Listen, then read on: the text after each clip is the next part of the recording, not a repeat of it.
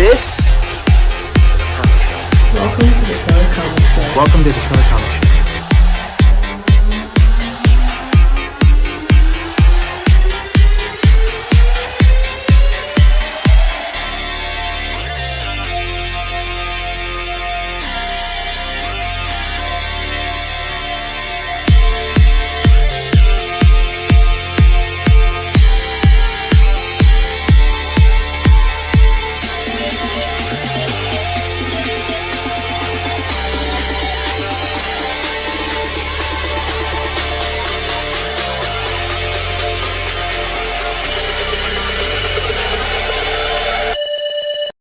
What's up, YouTube? Oh, it's good to be back. There's three of us. The stars have aligned, and we've got three of us back. Me and Tom was already set, and then out of nowhere, Andy literally dashed like Batman in the Batmobile. Left his straight from work, got the car into the driveway, opened up the door. Kids went, "Hi, Dad," and I was like, "Not now!" Straight into the office. Let's go. He's left the skid marks on the bonnet of his car. It's good to have you back, boys. It's good to be three of us. It's fantastic. I really enjoy my first. Just the three of us. We can make it if we try. Just the three of us. How are we? How are we? I saw us lost about 20,000 subscribers. Yeah, that's it. Done. How are we? Everyone's How are we? Good. All good. Very good, mate. Are we Genki? We've very much are. It's been a busy week, but you know, I'm looking forward to it. I needed to make the show. I knew Tom was going to be here. I knew the three of us were going to be back together. Tom's been off for the last couple of weeks doing life stuff. So it's great to have you back, Tom. We have missed your sexy face. Thank you very much. I have missed your sexy faces. It's really odd, right, on a Thursday night, now that I've got back into it. Having it off last week for Charlotte's birthday, I was a little bit twitchy. I was like, I just wish I was there. And when I was in Cornwall, on the drive, I had to just check in because I just needed to see your faces on a Thursday night. It's really strange. Such an odd thin sensation, but I love it. An odd sensation. That's what everybody says about us. It's a good sensation to have, though. Thursday nights wouldn't be the same if it weren't us three polluting your YouTube screens. But the chat is absolutely buzzing. We've got man like Timothy, the Hobgoblin's Hideaway. Well, someone's got to be first. Evening, guys. Evening, Tim. How are you doing? We've got man like Triple G in the house. How are you doing, sir? And then he's asking Tim, when's your next CBCS submissions? When is that? And then Tim has answered saying, Triple G, hey, bud, got one in about a week or so. Then we've got everyone's favourite YouTube Heisenberg, the one and only man in the hat. It's Leon Russell. Welcome, sir. Triple G, nuts next time, Tim. Just about to send some books for a press, but won't be back for a few weeks, I guess. Skottie, how are you doing, darling? Thank you very much. And then Tim, again, they're just having their own conversation. Get a room, guys. No worries, buddy. Turn around. Get a room, guys. Get a room. No worries, buddy. Turn around, bend over. No, sorry, turn around. Time has heavily improved, so we'll be doing many more in the upcoming months. We've got Petrol. Here we go. Are we ready for a full house? Who else have we got? We've got Edvic. Evening, sir. Thank you very much. We've got the Poptimus. Good evening. There we go. Gary Mellows Facer. How are you doing, sir? So Gary, one and only Fuzzy Dunlop. Questionable parenting decisions. Yes, they are indeed, but you know. Priorities, guys. Priorities. Yeah, it's got to be. And there we go. A bit twitchy while having it off. Sounds like vinegar strokes, that. Wow. So I reckon we should just get straight into it. Let's do it. I think Andy, because you made it in the nick of time, I'm going to give you time to calm down because you normally take about 35 to 40 minutes. So Tom, you can go first because I haven't picked up anything this week. So you awesome. So I had my delivery from the show sponsor, old Galactic Comics. So I've actually had my bits from him from last week. So I've got the Batman Beyond White Knight issue 2, which I actually really like these covers. I'm reading it digitally, but I'm just glad to be picking them up because I just love the covers. I think Sean Murphy's artwork is just insane. So, I mean, I'm very happy with that. I also got the Patrick Gleason Spider-Man issue 1. So that's the new Spider-Man that's just dropped on the shelves. Gorgeous. at the moment, and I really like what Gleason's doing with these webhead covers. If you haven't seen issue 2's version of the webhead covers, which is the Hobgoblin, it's absolutely insane. Like, it's beautiful, and I really, I know Tim's probably got a load just to stash away because he is the Hobgoblin. Indeed. I also got Hulk issue 6, which is the first appearance of the new Hulk Titan. Cool. The new Null character that's supposed to be coming into the Marvel universe. So it's kind of like the Hulk's version of Null. There's a few rumors that Null is going to make another reappearance later on in the Marvel universe, and these two Titans are going to go at it, if you like, the Hulk's god versus Venom's god, which is quite a cool concept. I don't know whether or not it's something we need, but it's quite a cool concept. Could be quite fun. I also got What If Miles Morales was Wolverine, which I quite like the idea of. Didn't really enjoy the Captain America one, but I've got high hopes for this because I love Wolverine. But saying that, I know a couple of people have read it and have told me they've now used it as toilet paper. So I don't have high hopes. At least it's consistent, though. That's the thing. But yeah, I mean, if it is crap, then I'm just going to wipe my bottom with it. I also got Twig issue 1. Really happy to have this book because I like the cute character. I said to the lads that after reading it, I really want my own furry Twig. That sounds... Wow. Yeah. Filth. Absolute filth. Probably should have reworded that before I said it out loud. But yeah, so I've got the first issue of Twig, which is something we are going to come on to on the show. We are reviewing this book tonight.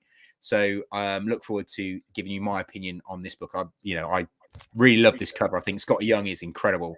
I just think it's quality. Just love it. Nice. I also got from Galactic a couple of freebies for the free comic book day. So I got the Teenage Ninja Turtles one, which I'm really chuffed with because I love this series. It's been really good.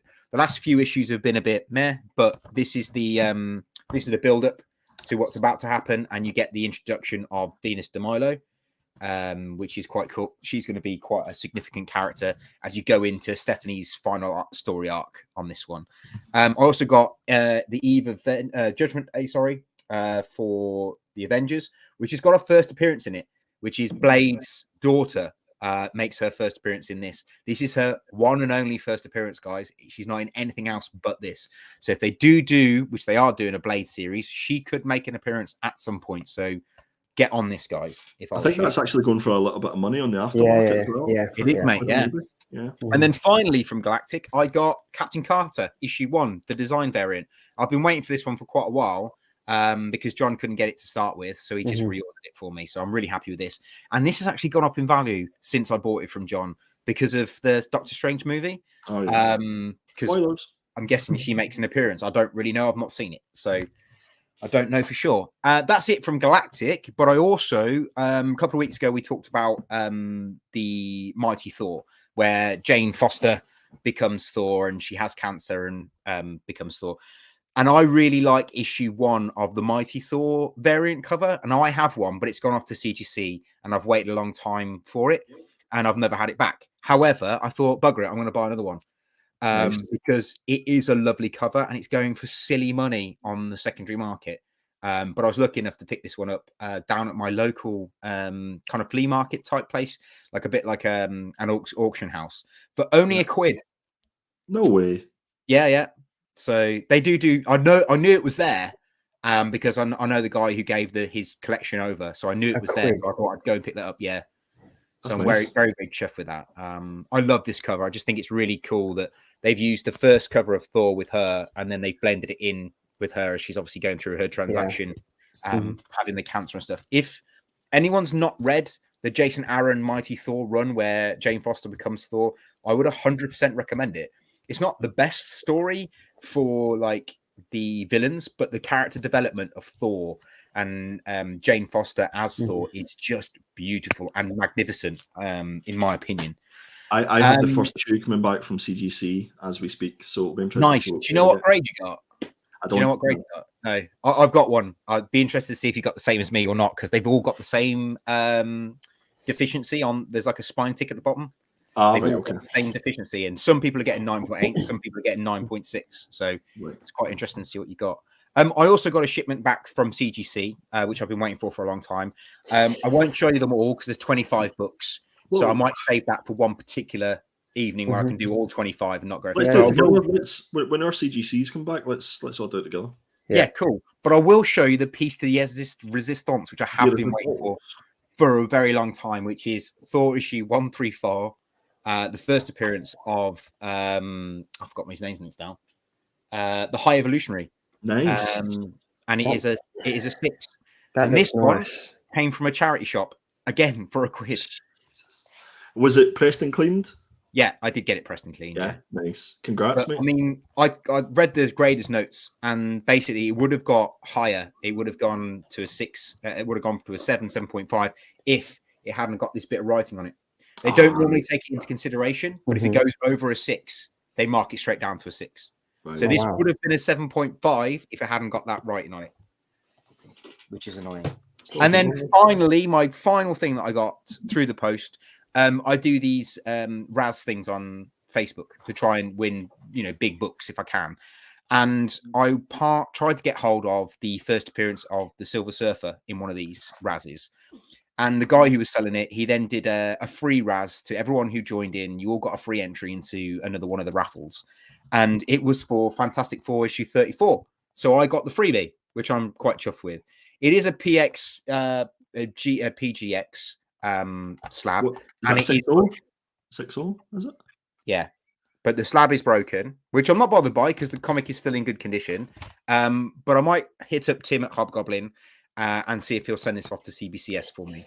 Cool. Because I think it'd be worth getting reslabbed, especially because it's the first appearance of a guy called Thomas Gideon. Is it? Did you say? Is it signed, Tom? Did you say? No, not signed, mate. No. Okay. Cool. Who knew that Tom loves a razzle? A razzle, yeah. They're called. They're just raffles, but they're called razzes. Razzles. Yeah, I think it got damaged by my postman. I don't think it was meant to come like this, but yeah, but I mean it's quite cool. It's nice to know how a slab goes together, though. How they do it. Congrats. So I will be sending that off to Timmy. So Tim, keep your eye out for that one. And that is me, done and dusted. Apart from my CGCs, which I'll show you when we all get together. You know what? You just reminded me that I actually did have a few pickups. So I'll go through the chat. I'll go through the chat quickly. So where have we got to? So we got to, they were talking about Gleason, and then we got to Chris Bell. Now this is quite a good comment. Sorry, I'm late. Was knee deep in an argument about the cat eating dog food. He's fine. He likes it. He even growls if you try to take it away. The wife disagrees. This is a show for everyone. Listen, it would be worse if Chris was eating the cat food, the dog food. That would be and barking. Yeah, barking mad. And then we've got the Poptimist saying the White Gleason cover is great. Yeah, it's nice. Maybe you've got 2 cats, Belly. Maybe, who knows? Whackers Ashes Tea House. Morning, everyone. I got up at 5 a.m. for you beautiful nerds. Welcome. It's just Dino. Look at these 3 good-looking chaps. Happy Thursday. Hope you're There's not 3 of me, Dino. There's only one. And then Dino. There's one in me and Charlie. Maybe it's actually a dog, Chris. That whole issue is Pap. Then we've got that's a ridiculous notion, Darren. Definitely 2 cats. I love our chat. It's just absolutely just goes off on a tangent. Just Mark random as shit, isn't it? Mark Holroyd, we all want a furry twig. What happens in Thought Bubble stays in Thought Bubble. And there we go. Absolutely. And then Darren's going off on the notion that I'm an Arsenal fan. He's like, what if Rob Holding could defend? At the moment, I think it's still 3-0, but it's probably 5-0 now in Arsenal. I want a less furry twig. Okay. Then it's like my twig broke when I was 49. Wow. Was it under warranty? Probably invalidated if it was used against intended usage. And then, we've kind of got to where we are now. Raz, I've got 3 issues of Razzle under my bed, and Mark Holroyd. It was Razzle that caused my twig malfunction. Listen, see the funny thing is, see the amount of comments that we've had to show because whenever a word comes up that YouTube doesn't like, it comes up on our list and says show or hide. Yeah. And I don't know about you, but I've just been clicking show. Yeah. Show. That's fine. That's fine, because I'm glad that you've been doing that, because I would have been here for 20 minutes just clicking. So basically, I'll go through just before you get there. Right. So I've been picking up these again from Galactic Comics, Animal Castle. I've actually stuck with this from issues 1 all the way to the end. Really loved it. This is what Stray Dog should have been. We said that, didn't we? Yep. And then we have, someone's got me on an echo. I can hear myself, and I don't like hearing myself twice. Hello. Not me. Hello. Me? No. Okay. Maybe it's just maybe. Right. Anyway, so I can definitely hear myself twice. Oh, well. I can hear you twice. It's bad enough having to listen to you once, Charlie. To be fair, I've never met listen to you twice. Look at that. Nice. That art germ. Yeah, that is an awesome cover. What's the service like with Galactic Comics, guys? Tell the peeps. I get Very good service. So he emailed me yesterday saying your Wednesday's comics are ready, and I'll have them by tomorrow, Saturday. So it is good service. It is good. Yeah. And then Tom, I did the same as you. I got this. Yeah, Where's mine? Where's my copy, guys? Come on. I've got one. I've got a spare one you can have. Oh, look at you! Not just a handsome face. Not just a handsome face, but yes, I'm a glover, I'm a giver. Yes. What? That escalated quickly. I'm a giver, not a taker. You're a razzle, not a dazzle. But there we go. So yeah, so that's all I picked up, and then now the chat is absolutely rocking. This chat rocks. It's me. That's a Class Spider-Man cover. It is indeed. Great cover, Charlie. That. Yep, that's the one we were talking about. Edvic. They've done something different with the paper quality. They have, you know. And I thought it was cardstock, but it's not. It's thinner than cardstock, but it's better than the shit that they've been using. So shit. Everyone's a winner. They have done something with the different ASM covers. Still not great, and about 1 million of them, but still, that is. And then people are loving it. And then it's I got the first appearance of God of Hammers last week. Maybe you can use that God of Hammer to hit down Mark Oldroyd's malfunction in Twig, and we're all back to normal.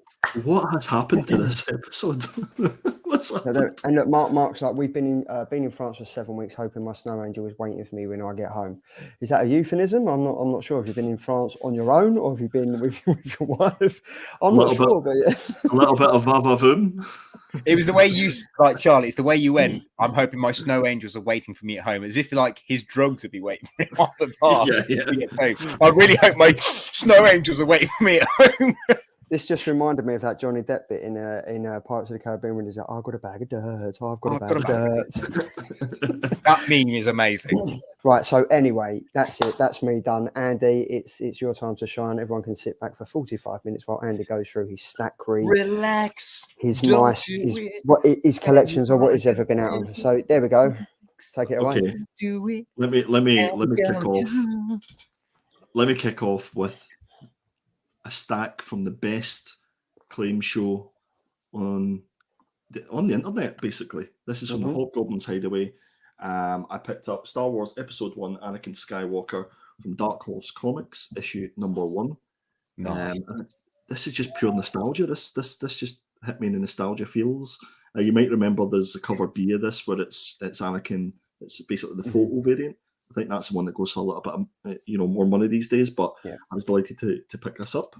I also picked up Dazzler, issue number 1, and the reason I picked up this is I just wanted to see if it was maybe one of the variants, because there's I think it's pages 18 and 19 of this. If they're in black and white, it means it's a misprint. But this wasn't a misprint. But again, this was only a $5, and I was delighted to pick it up for the collection. I just love the Spider-Man on. Yeah, that's nice. Yeah, that's quality, mate. Good old Alf again. Some pure nostalgia. Little newsstand beauty. So yeah, again, I think this was only a $5 if I can remember rightly. That's so wicked. Yeah.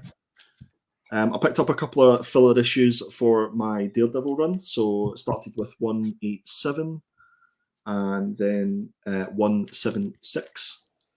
So I've got the CLZ app. So if anybody has a big comic collection, it's always worth getting the CLZ app on your phone. It can be Android or it could be Apple.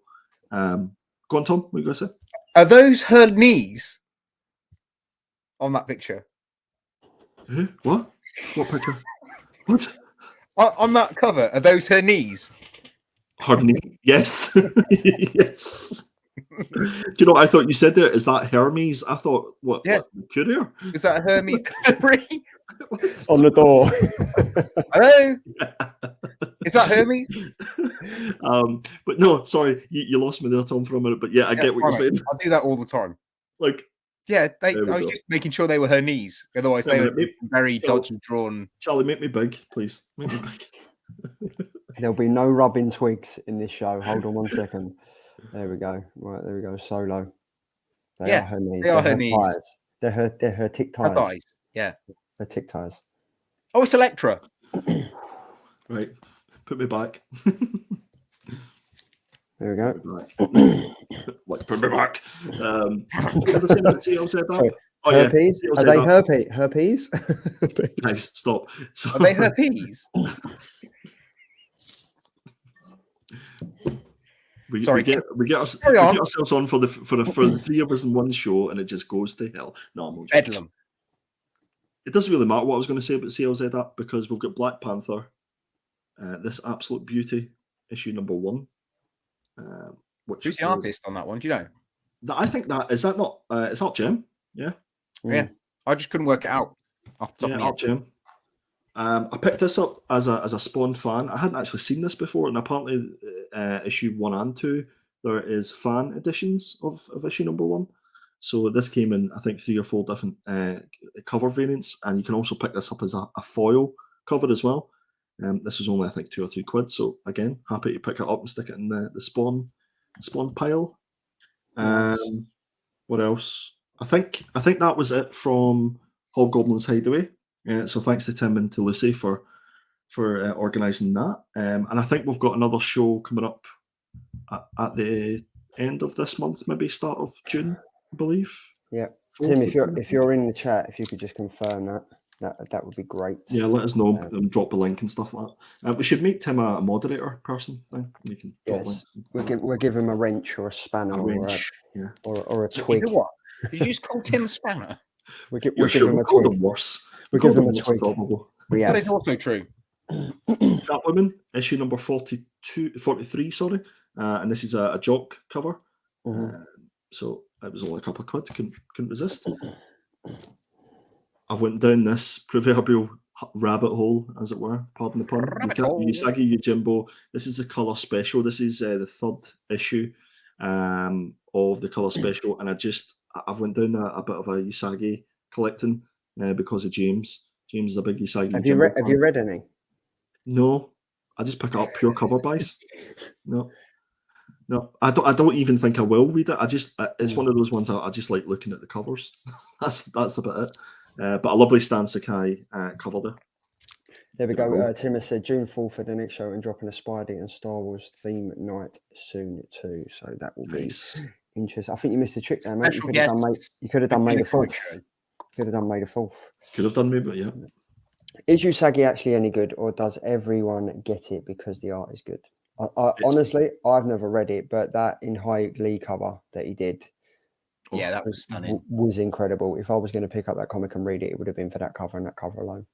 And James has that cover on the way back from CGC. Yeah, so it'll be interesting to see what grade he gets on that. I picked up another filler issue for my Defenders run. This is issue 101. So this is one of the runs that I'm trying to complete. So I picked that up.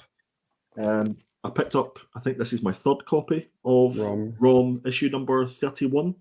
And this is a key issue because it's the 2nd appearance of Rogue in comics. Not a lot of people know that.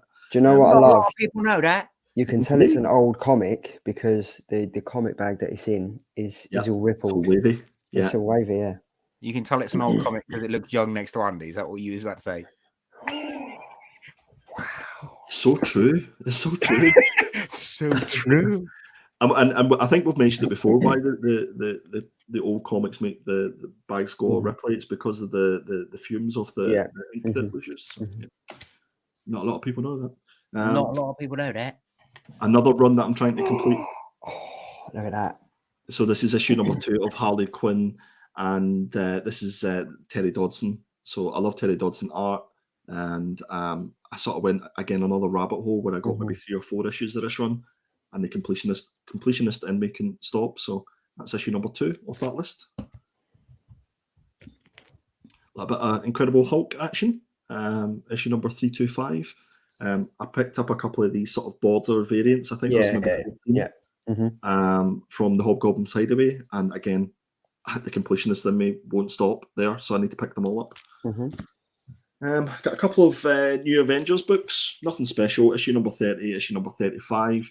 I think this is the first cover appearance of a venomized Wolverine in comics, so a little bit of a minor key.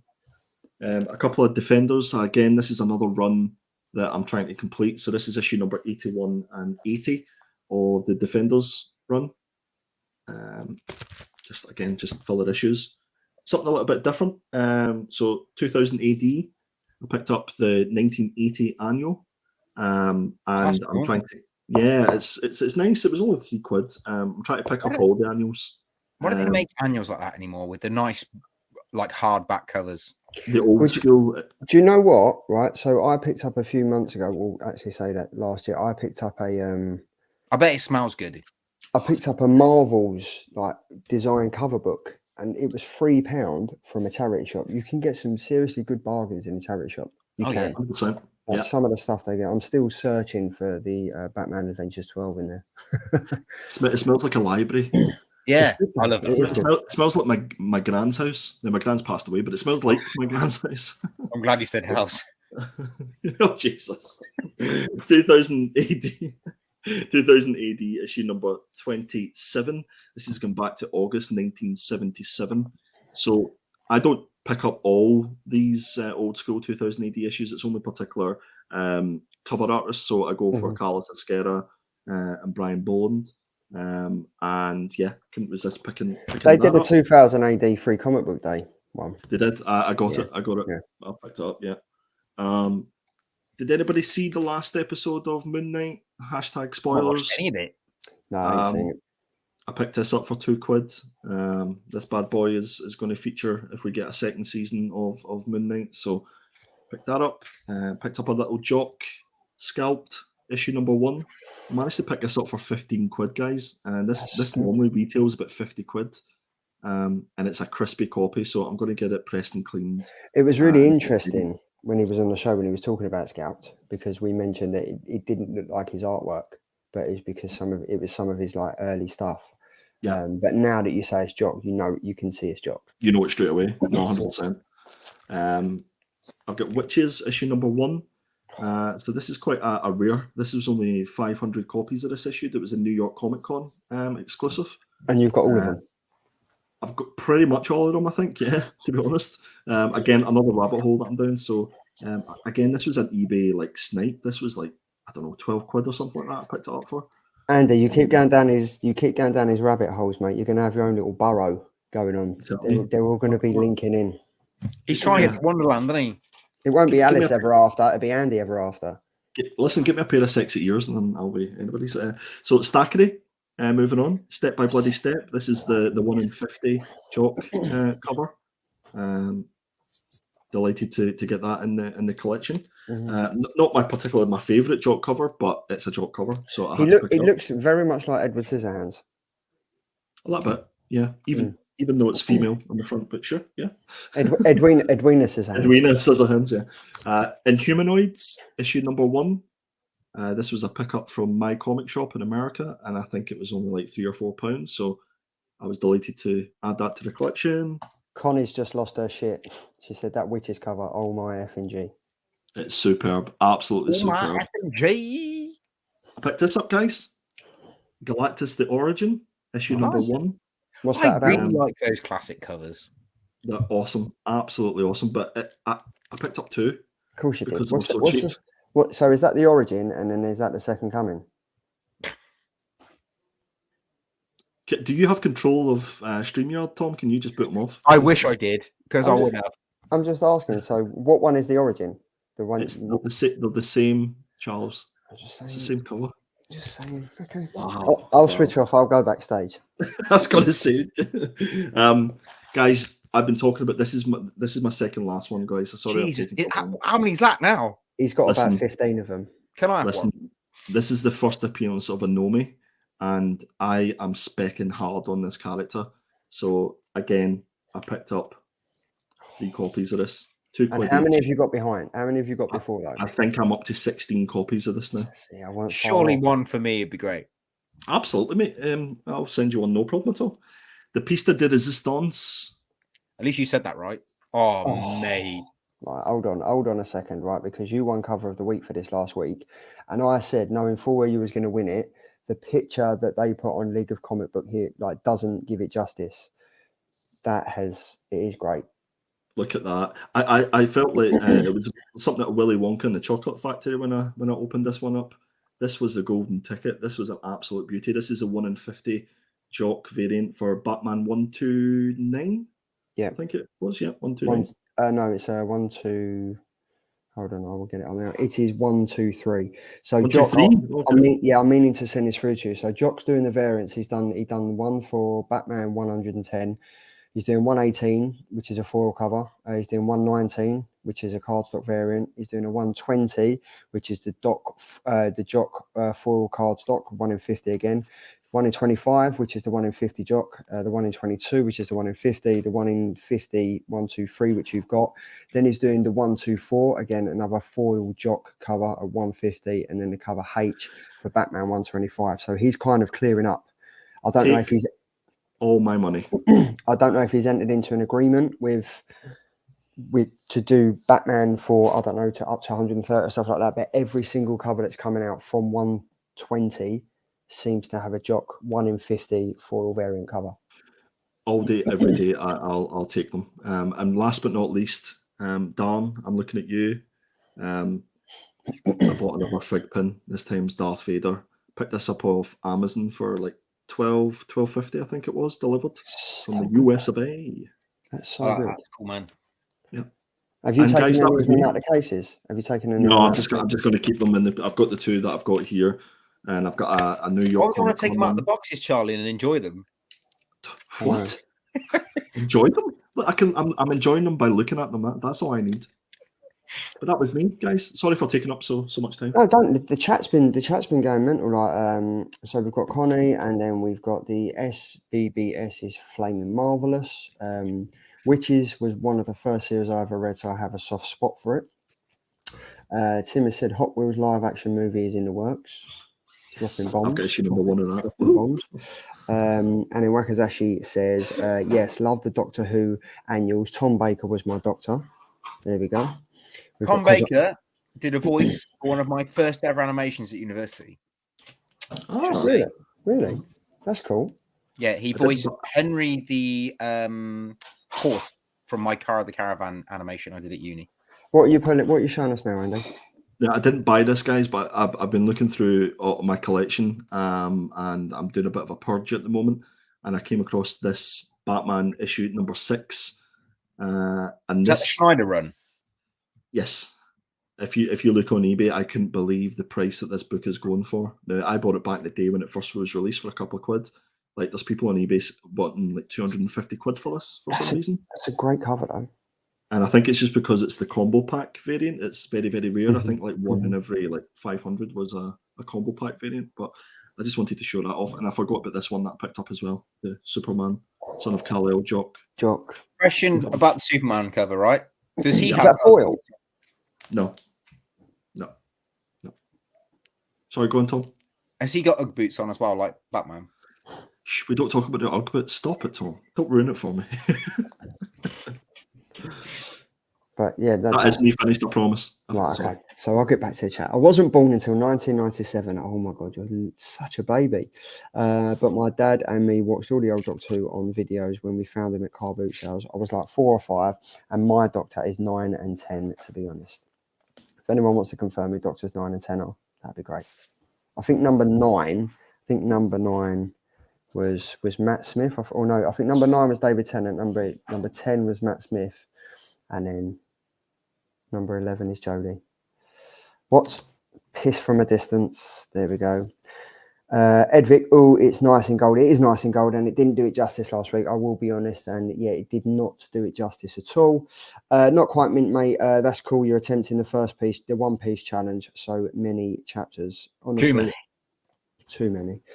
Is that not a trippy issue? It was Christopher Eccleston and David Tennant. Matt Smith was 11, Capaldi was 12, and Jodie was 13. Okay, Connie is a Whovian. a Whovian, yes. I need to catch up on. I do need to catch up. I didn't like Peter Capaldi. Need to catch up on Jodie's though. But that's the pickups. Fantastic pickups. Do you remember when we used to review books on this show? Do you remember we actually used to do something? Who fancies a little jingle? You want a little jingle? Let's have a little jingle. With our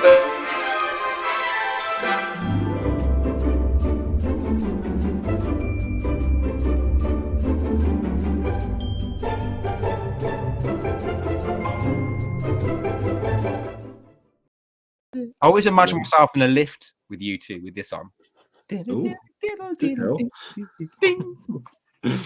Good evening, comic room. How are you doing, sir? Welcome. You can watch the past 36 minutes on replay. So we are week number 19. May the 11th was yesterday. We have the killer covers from this week. This is, I say it every week, this is where we get to the business end. This is where things get businessy, even if that's a word. Don't think it is. So there we go. Right. And Connie's just saying before we start, everyone's got their thing. Doctor Who used to be mine. I like the way she says it used to be mine, but she's give us the doctors up to where we are now. Yeah. Connie's new thing is the Killer Comic Show. Is the Killer Comic Show. There we go. So look, and we've got Panels in a Half Pint superhero. Better late than never, Sean. Better late than never. Yeah, Andy was here bang on time and he's been at work all day. Shocking. So this is Killer Covers. May the number 11 up first is. Oh, this is my pick, wasn't it? It was. It was. Because it wasn't. I don't think it's not. It's been that long since I've done these slides. This is 8 Billion Genies, issue number 1 by Image Comics. And are you listening, Tom? I am. Come closer to your mic. I'm coming closer. Hold on. This is the way. It's cover B by Jenny Frisson. Jenny Frisson. Here's my furry twigger twingle. That is a tongue tie. Fairy twigger twingle. Yeah, twingle. So I went for this cover because it's absolutely stunning, and for me, I thought it was quite a tough week for covers. I don't know what you guys thought. Well, I guess we'll see in a minute once we've seen your covers, but there was a lot going for this. I love the color work. I love. There's no better person in comics at the minute that can draw females, as far as I'm concerned. I think Jenny Frisson has that under. She has that absolutely sewn up. And I just love the fact that there's a little genie there. And this was actually quite a good read as well. I don't know if you guys got the chance to read it. So. What's saying? Hashtag slip a twig. This is gonna be the new thing, isn't it? Oh, this is going to escalate very quickly, boys and girls. Sorry, go on, Andy. This is an amazing cover, to be fair, mate. Do you know what I would have liked about this cover? If the hearts were in foil. That would be cool. The subtleness of that would have kind of really, because like that's the first thing I'm drawn to is the hearts. If they was to be foiled, that would be. Do you know how you can get those like covers that are like raised? I know there's a special technical word for that. But see if the genie was sort of raised slightly as well. Embossed. Yeah, is that what it is? I think that would have been really nice. But no, I love the colours on this. I'm a fan. I like it. And it was a cheap cover as well. I think it was just a normal cover price, so it wasn't one of those pricey variants. And it is nice. So that's the cover by Jenny Frisson and Steve Seeley variant for 8 Billion Genies. I've gone for X-Men. This is the only time you'll potentially see me pick an X-Men comic. And this is because, one, I'm not a massive fan of X-Men, but two, this is fantastic work by Sabine Rich. Like, it looks like an oil painting for me. This is great. Like, Rogue's a fantastic character, and I just think the artwork on this, like, this for me, like, sometimes I want a comic book to look like a comic book, and sometimes I'm like, that would look really nice as an art piece. That, for me, if I was able to get hold of that, I'd send that straight to CGC, and I actually wouldn't give a shit about the grade. I just want it encapsulated. I think it looks great.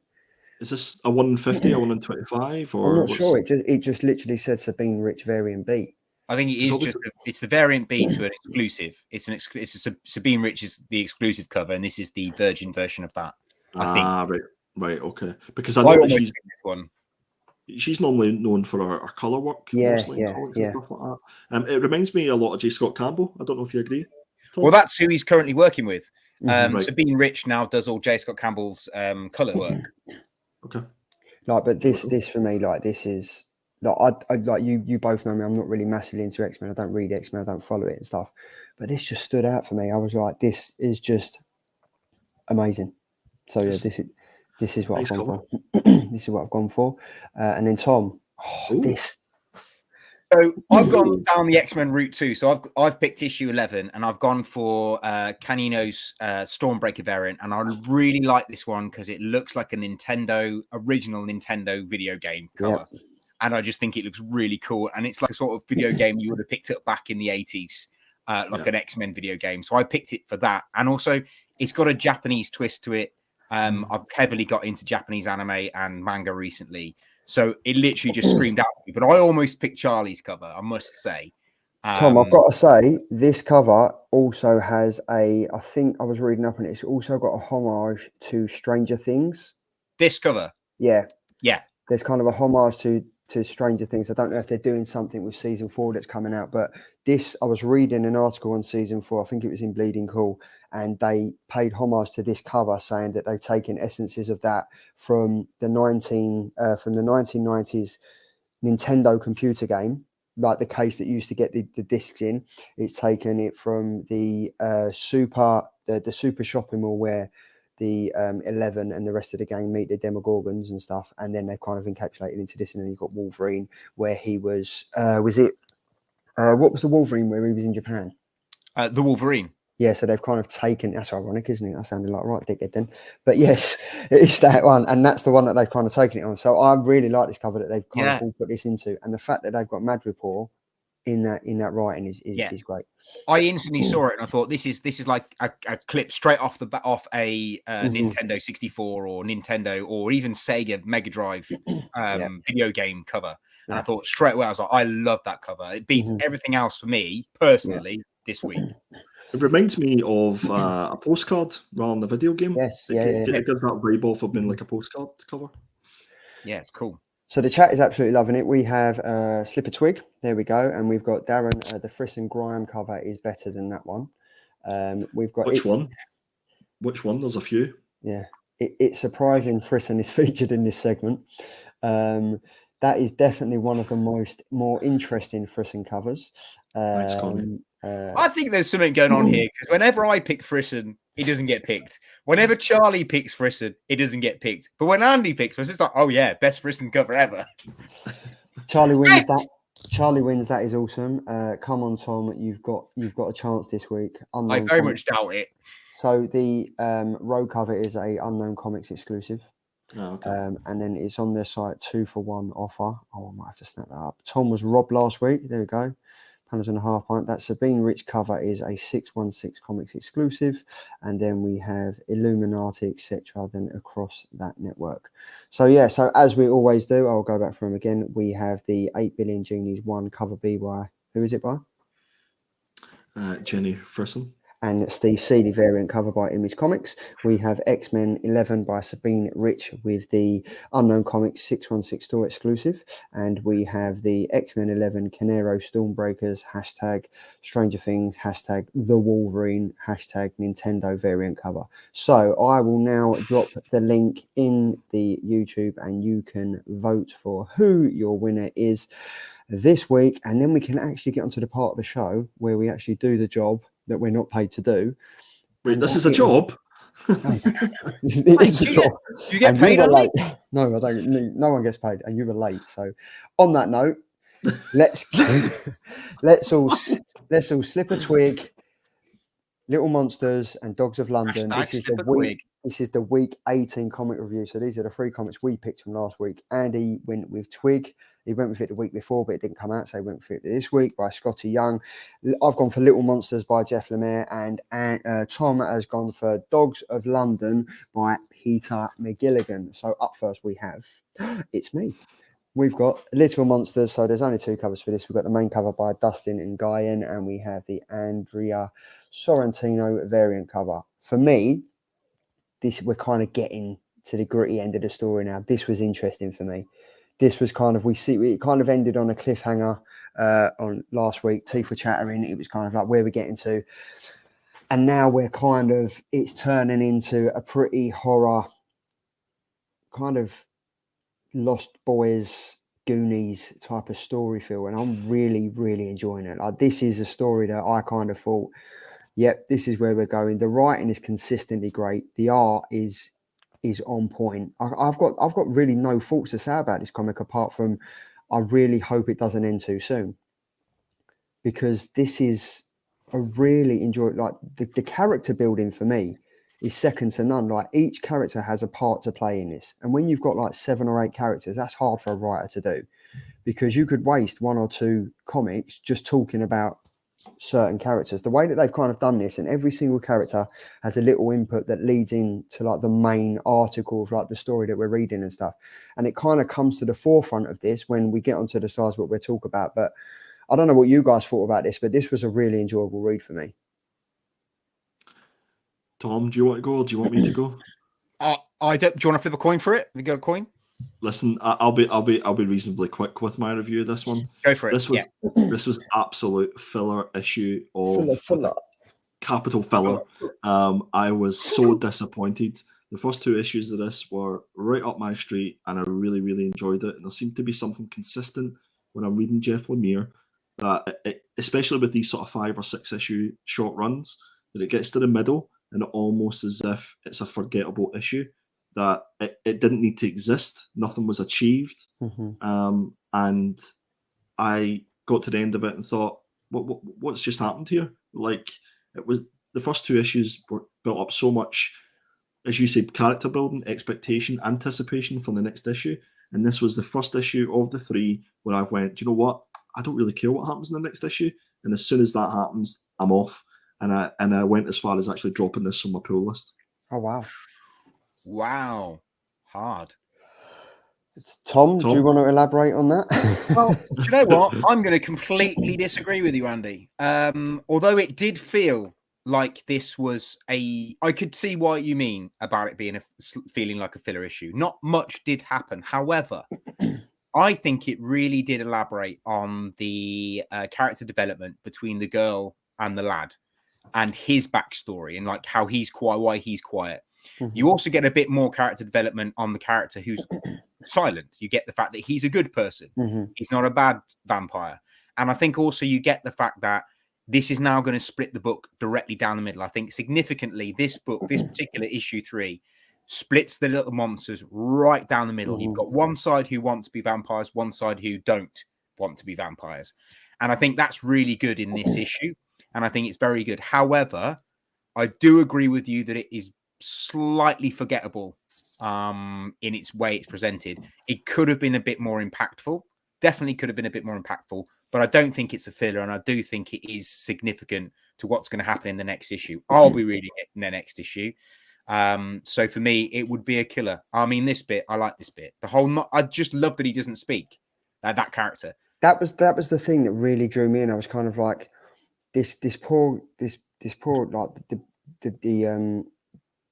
the non-vampire child, like, he's lost his dad, and he's kind of come across this kid, and he literally, his first instinct is survival. He shot him with an arrow, and the way that he kind of just looks down and goes, like, nothing said, without saying a thing. Jeff Lemire has just created an atmosphere that I was like, oh, that's terror, right? Like, that's terror there. That's terror there. Imagine being in that situation and you just pull it out. You're like, shit, what am I doing? One, I'm down, like I'm down in the dungeons and whatever, but I've literally just shot someone and that's it. And it was just, there's 2 words said on it. Like, there's 2 panels that are said where there's words spoken the rest of it is done so sublimely, I think, for me personally, that there was no words needed. The fact, the whole intensity and what he was trying to get across was in that shot where he's just shooting and he just pulls it out.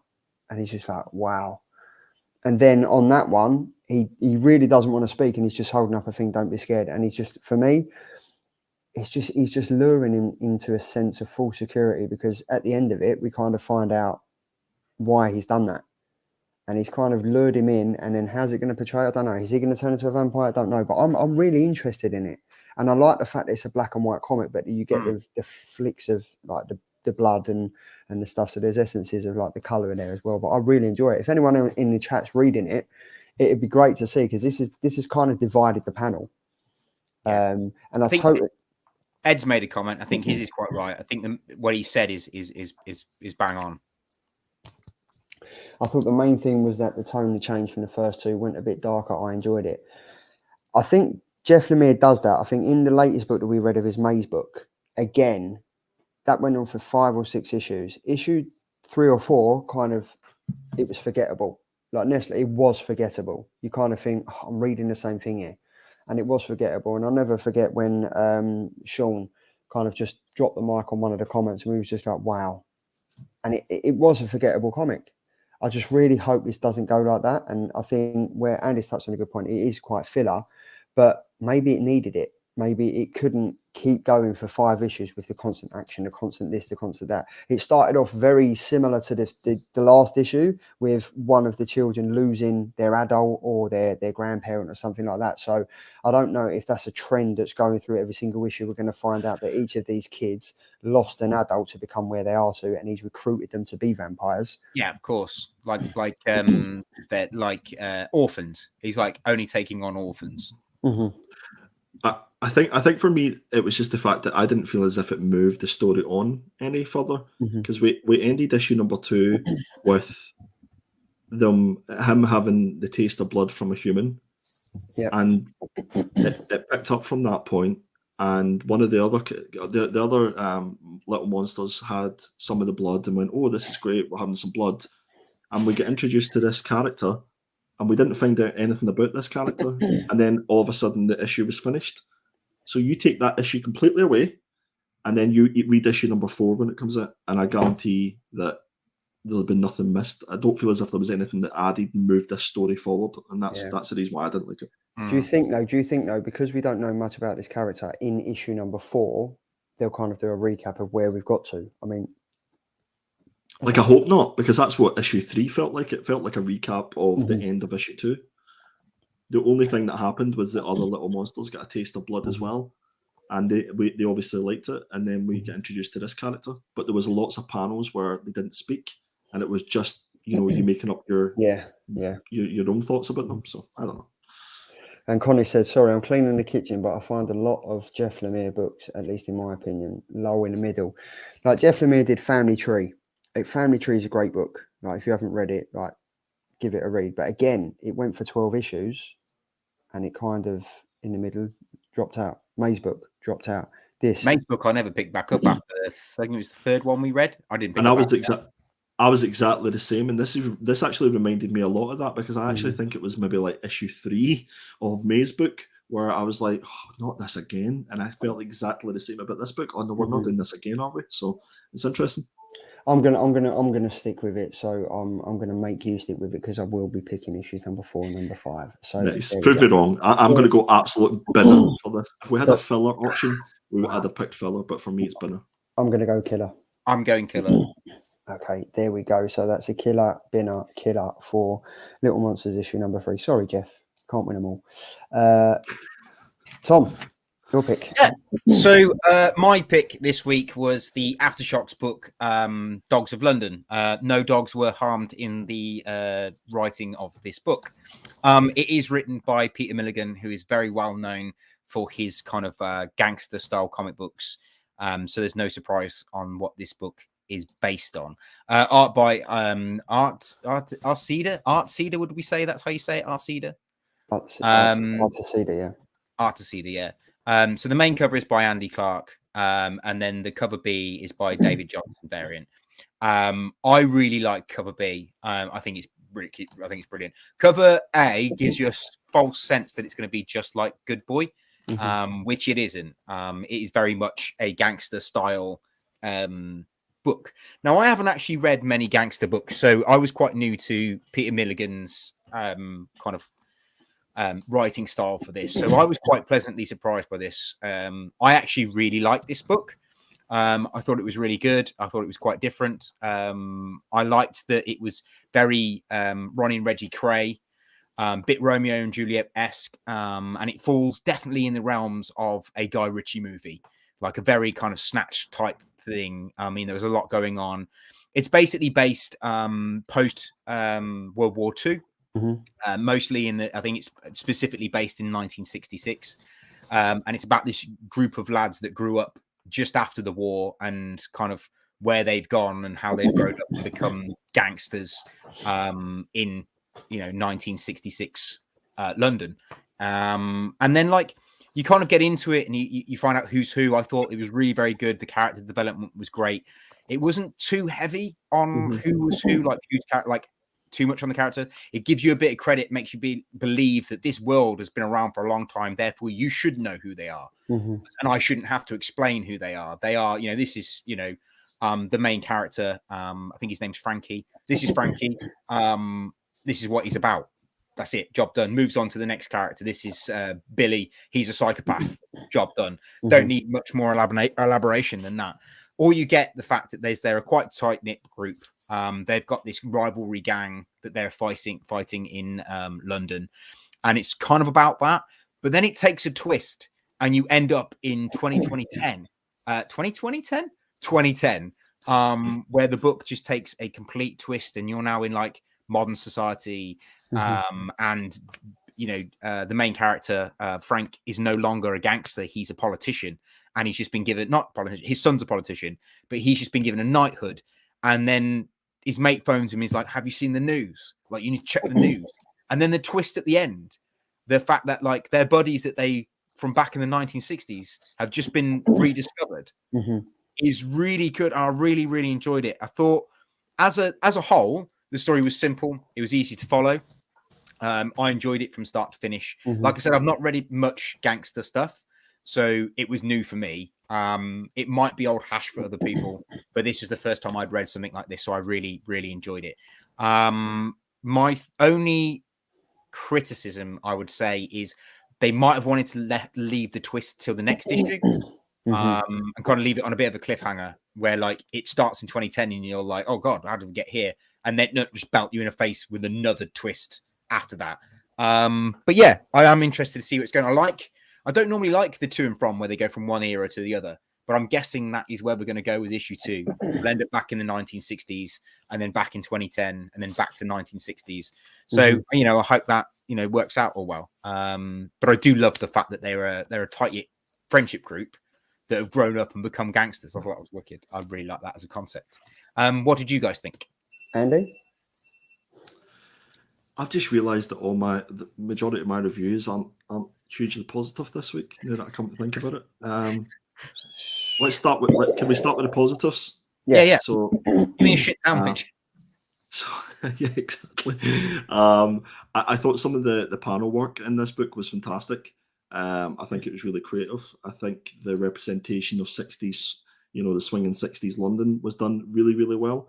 And I think that, that was my positives from it. I think this was really predictable, this book. I actually didn't want it to be as predictable as the covers alluded it to, but what you're getting in this book is pretty much what it says on the tin.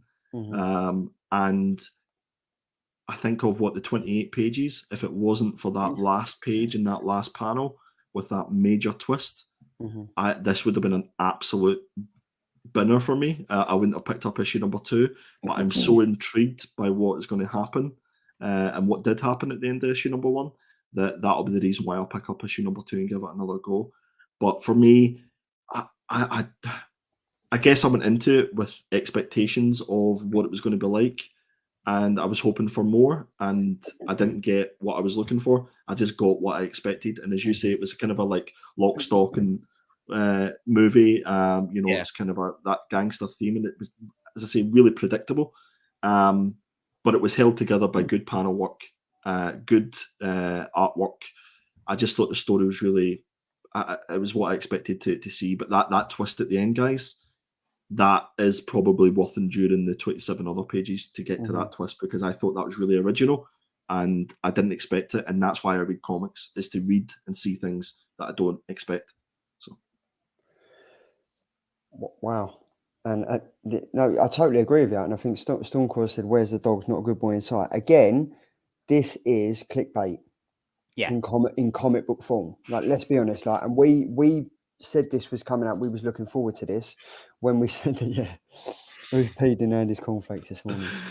But we did it a few weeks ago. We did a show with David Byrne from Scout Comics, and we showed this in Andy's Indies, and they turned around. He turned around and said, "There's no dogs in it." They've kind of it is clickbait. They've kind of grabbed on this. They've grabbed on the whole John Wick type of thing, and gone for this cover. And people are like, oh, "Dog to London." I have a theory that cover B was cover A and cover A was cover B originally. And then because of Good Boy, they swapped them round. Because I think if you saw cover B on a shelf, you would instantly think it's a bit of a British gangster movie or British gangster kind of esque, because you're looking at it a bit like a Reservoir Dogs style. This movie. is what I was going to say. So you've got the Dogs of London cover B, the 1 in 15 variant is very Reservoir Dogs. And then you've got the gangs there, and then you've got the shadows showing the dogs that they fall in line with part of the gang and stuff. But then you've got a very Good Boy-esque, which is done quite well. So they've obviously gone for that, as you said. Yeah. I think is it not a case that, like, and I'm sure our viewers from the USA will confirm or deny this, but it feels like this was really going for that American market, because they do enjoy that sort of swinging 60s, you know, that Beatles era, and I think these covers would be selling to those guys and those readers. I don't think this is necessarily a book for us guys. We'll look through it and we'll recognise a lot of places and stuff like that. Well, yeah, most of us. Yeah, miserable old so-and-so. I know, but I think the American market will really love this book because it's at that era which they really enjoy. So maybe that's what they were going for. But it was, you could tell, like, so they talk about like the swinging 60s, they talk about Carnaby Street, they talk about like the riots, and then the panel on the right hand side is very, very, it's literally like it's taken out of the Sexy Beast film. Yeah, that is Ray Winston sitting there. Like, that is it. That whole thing there. I think that's who the character is based on. 100%. And it's like, for me, I like my gangsters. I kind of grew up around like watching like the Crays and the Richardsons and stuff. And this for me felt very much like the Crays and the Richardsons rivalry within like the 1950s and like the 1980s and stuff like that. So that is very much like that. But that there is definitely Ray Winston. Like that scene there, for anyone that's seen Sexy Beast knows exactly what I'm talking about. That is it. And it was an enjoyable story. I really, really did enjoy it. And I like the whole gangster thing, and I like the whole Romeo and Juliet espionage type of thing. Like, one of the brothers is dating the sister, and if he finds out because he gets killed, then she's going to find out. And I kind of like that. And I kind of like the artwork, the graininess of the comic, because it kind of tied into like the era that it was set in. But Wackers Ashley said quite a good thing. Do you think Milligan's still got it? Well, the thing is, I've never read anything he's done before, so I've got nothing to compare about. Unless I have, and just don't know I have. That's what I'm saying. Do you think? Like, I know. For me, it was predictably well done. Yeah. There we go. That's it. So I'm not sure. For me, I'm gonna say it's a killer based on the fact that I like the artwork and I like the story and I like the history content of it, because it's something. Thanks, Charlie. I'm into. What? No, just thank you for being positive. Oh yeah, well I liked it. It was kind of like, and that's why I read something like is this comic was enjoyable. It was like kind of a pastime of mine. I like looking up all like. Guys, wait till we get to Twig. Stay tuned, everybody. So, oh my god, get rid of him now, Andy. You sure you haven't got to go back to work? So I'm going with a killer. What are you two going with? Killer. It was. Moving on. There we go. Right, there we go. It was okay. Right. So Andy, we've got a treat for you. You've got 4, 8, 12. I think you've got 3 slides. You've got 12 covers out of the 48 that came out. I'm gonna sit back and relax. So there we go. Buckle up. This is Twig issue number 1. I thought this was out the week before when I picked it, and I've been looking forward to this book a lot. Scott Young's your writer, and Kel Strahm, is it Strahm? I can't see that. It's too small. Strahm, yeah. Is the artist. So we've got the main cover there by Kyle. We've got the 616 and Unknown Comics by Bon Bernardo Virgin variant, which is pretty cool. We've got my personal favourite is the Hal Laren variant from Bud City Comics. Go check out the guys at Bud City Comics. And Harlan, just to let you all know, is a friend of mine. Oh, there we go. Nice. The 8-bit homage. And then we've got the Black Cape comic, Dolly Black and White variant. That's cool. Dolly was at Thought Bubble last year, and he had some fantastic cards that he was giving away, and the intricity of the art that he's got on these cards was amazing. So if he's there this year, make sure you head to his stand and pick them up because they're free and they're great. Definitely. We've got the Yellow Snow Comics. I love that name. This is the David Mack variant, which I didn't even know existed, and is pretty cool. The Black Saber Comics Orang Kincaid variant. We've got the Game on Games Mike Chrome Virgin Copic. Yep. Yeah, okay. We've got the White Dog Comics Copics are a pen. Educure variant. Oh, is it? Is it a type of pen, is it? Okay. Yeah. Oh Christ. We've got Legend of Zelda. Guys, We've got a lot of cover, okay? Shut up. Basically, shut up and let him get on with it. let's get into my review here because I know you can't wait to hear this. I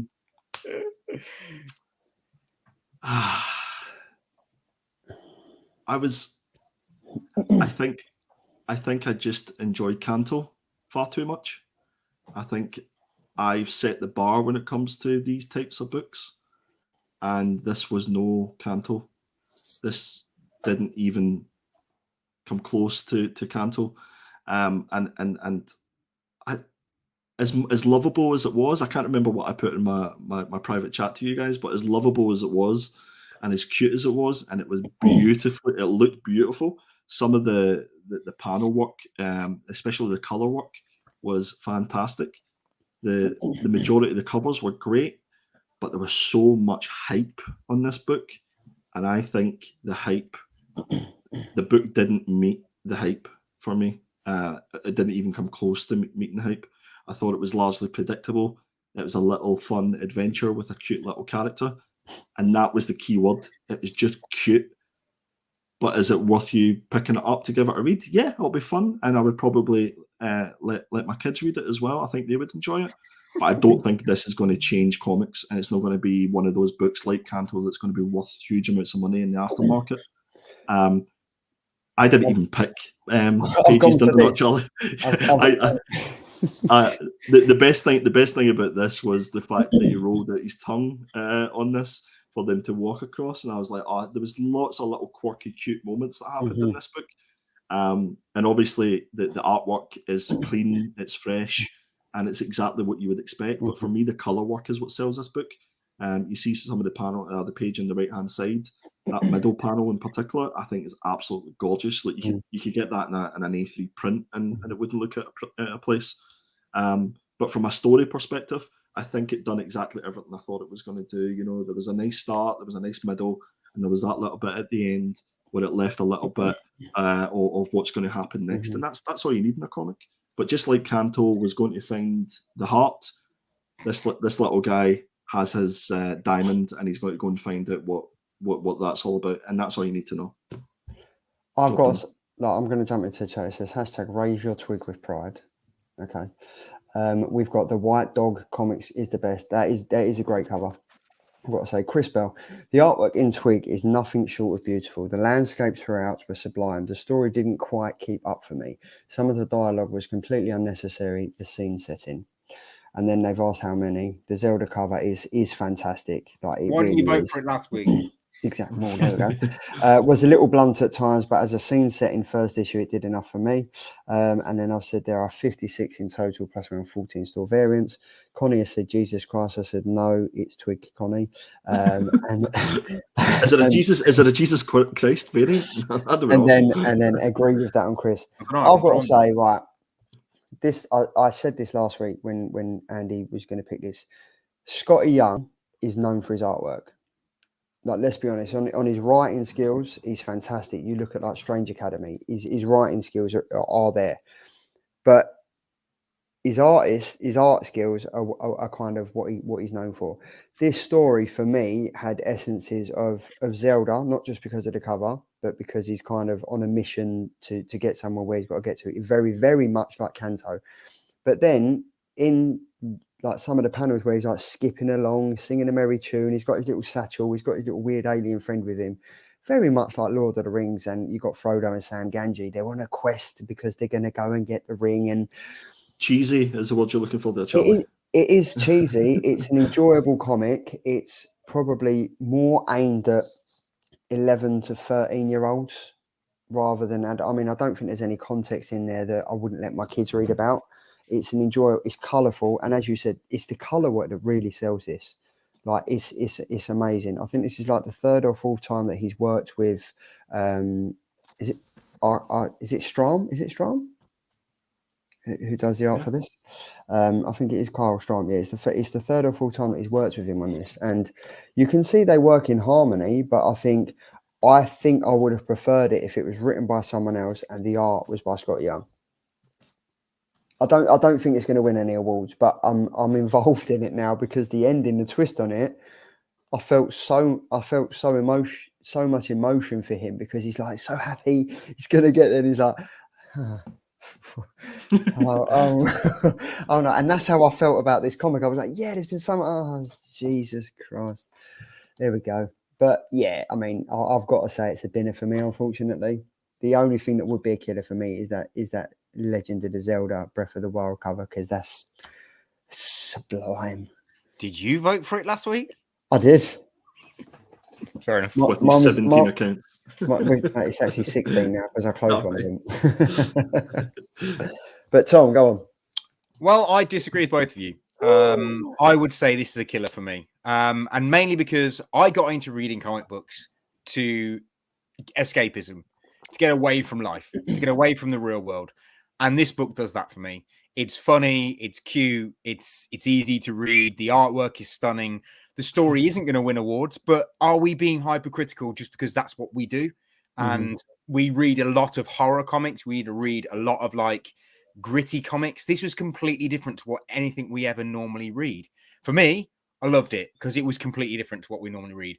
There's no one getting their heads chopped off in here. There was no one getting stabbed. There's no one getting their balls pulled out. There's no demon slaying anyone. Do you know what I mean? Although at the end, thought bubble 2021.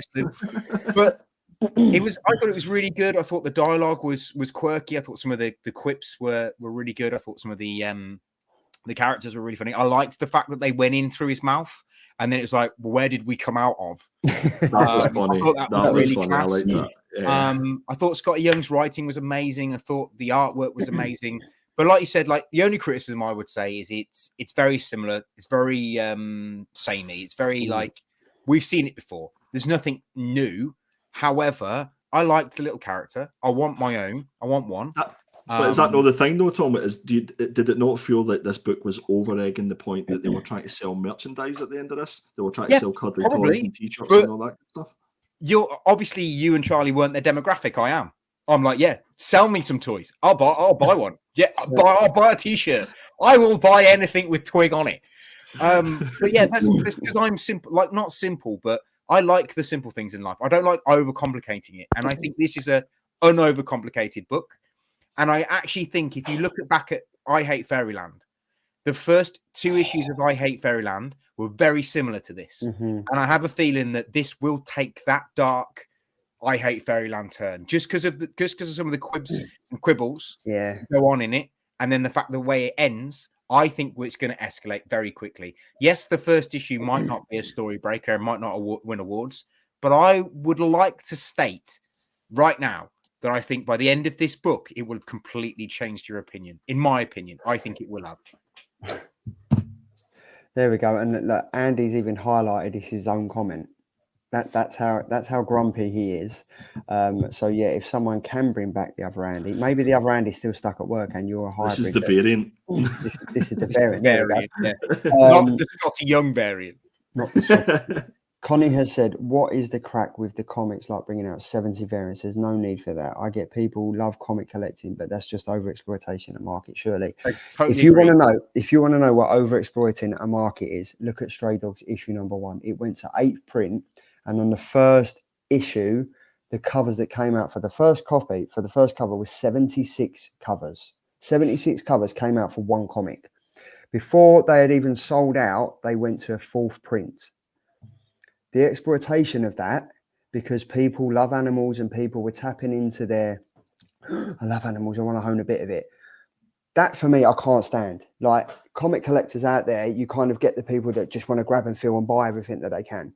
And then you get the readers out there that are like, I don't care if it's a 1st print or an 8th print. I just want to read the comic. And that's what I kind of did. I like it, even for Animal Castle, it's like, oh, there's a massive bandwagon to jump on here. Is it going to be the new Stray Dogs? I weren't even interested in getting the 1st print. I just wanted the covers, and I've got 5 issues. 1st print, 3rd print, 5th print. I'm not really like, it's a good story. But this, again, you don't need near enough 65 variants of one comic.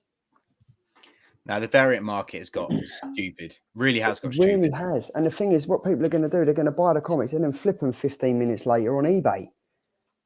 So there's no interest in the comics that people are buying. And I think it's just taking away the enjoyment. And I think we so said it grumpy, time and time Charlie. So grumpy. I know. Can someone bring back you guys, man? Can someone bring back the other Charlie, because this one is a grumpy bastard. But I totally get that with you.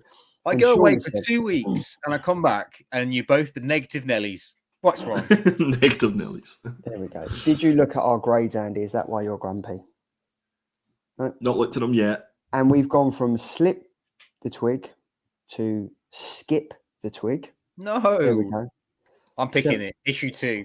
76, no harm, that's mental. Here. There we go. I'm not sure if Tom's saying here to me, going off on a tangent, or if it's because Tom was also going off on a tangent about. Sorry, feel like I've triggered something. Yes, you have, Connie. Seriously, you started with your Doctor Who, and they've gone through the TARDIS. Now we're talking about variant covers. And the whole variants thing is I'm just going. But yes, for me, I'm going to say this is a binner. I enjoyed it. I really enjoyed it, but I just don't. There's no tangible element to this for me to carry on reading it. I can't see where the story is going to go in. But then again, I've only just bloody finished volume 3 of I Hate Fairyland, which came out 5 years ago. So who knows? But didn't that start slow?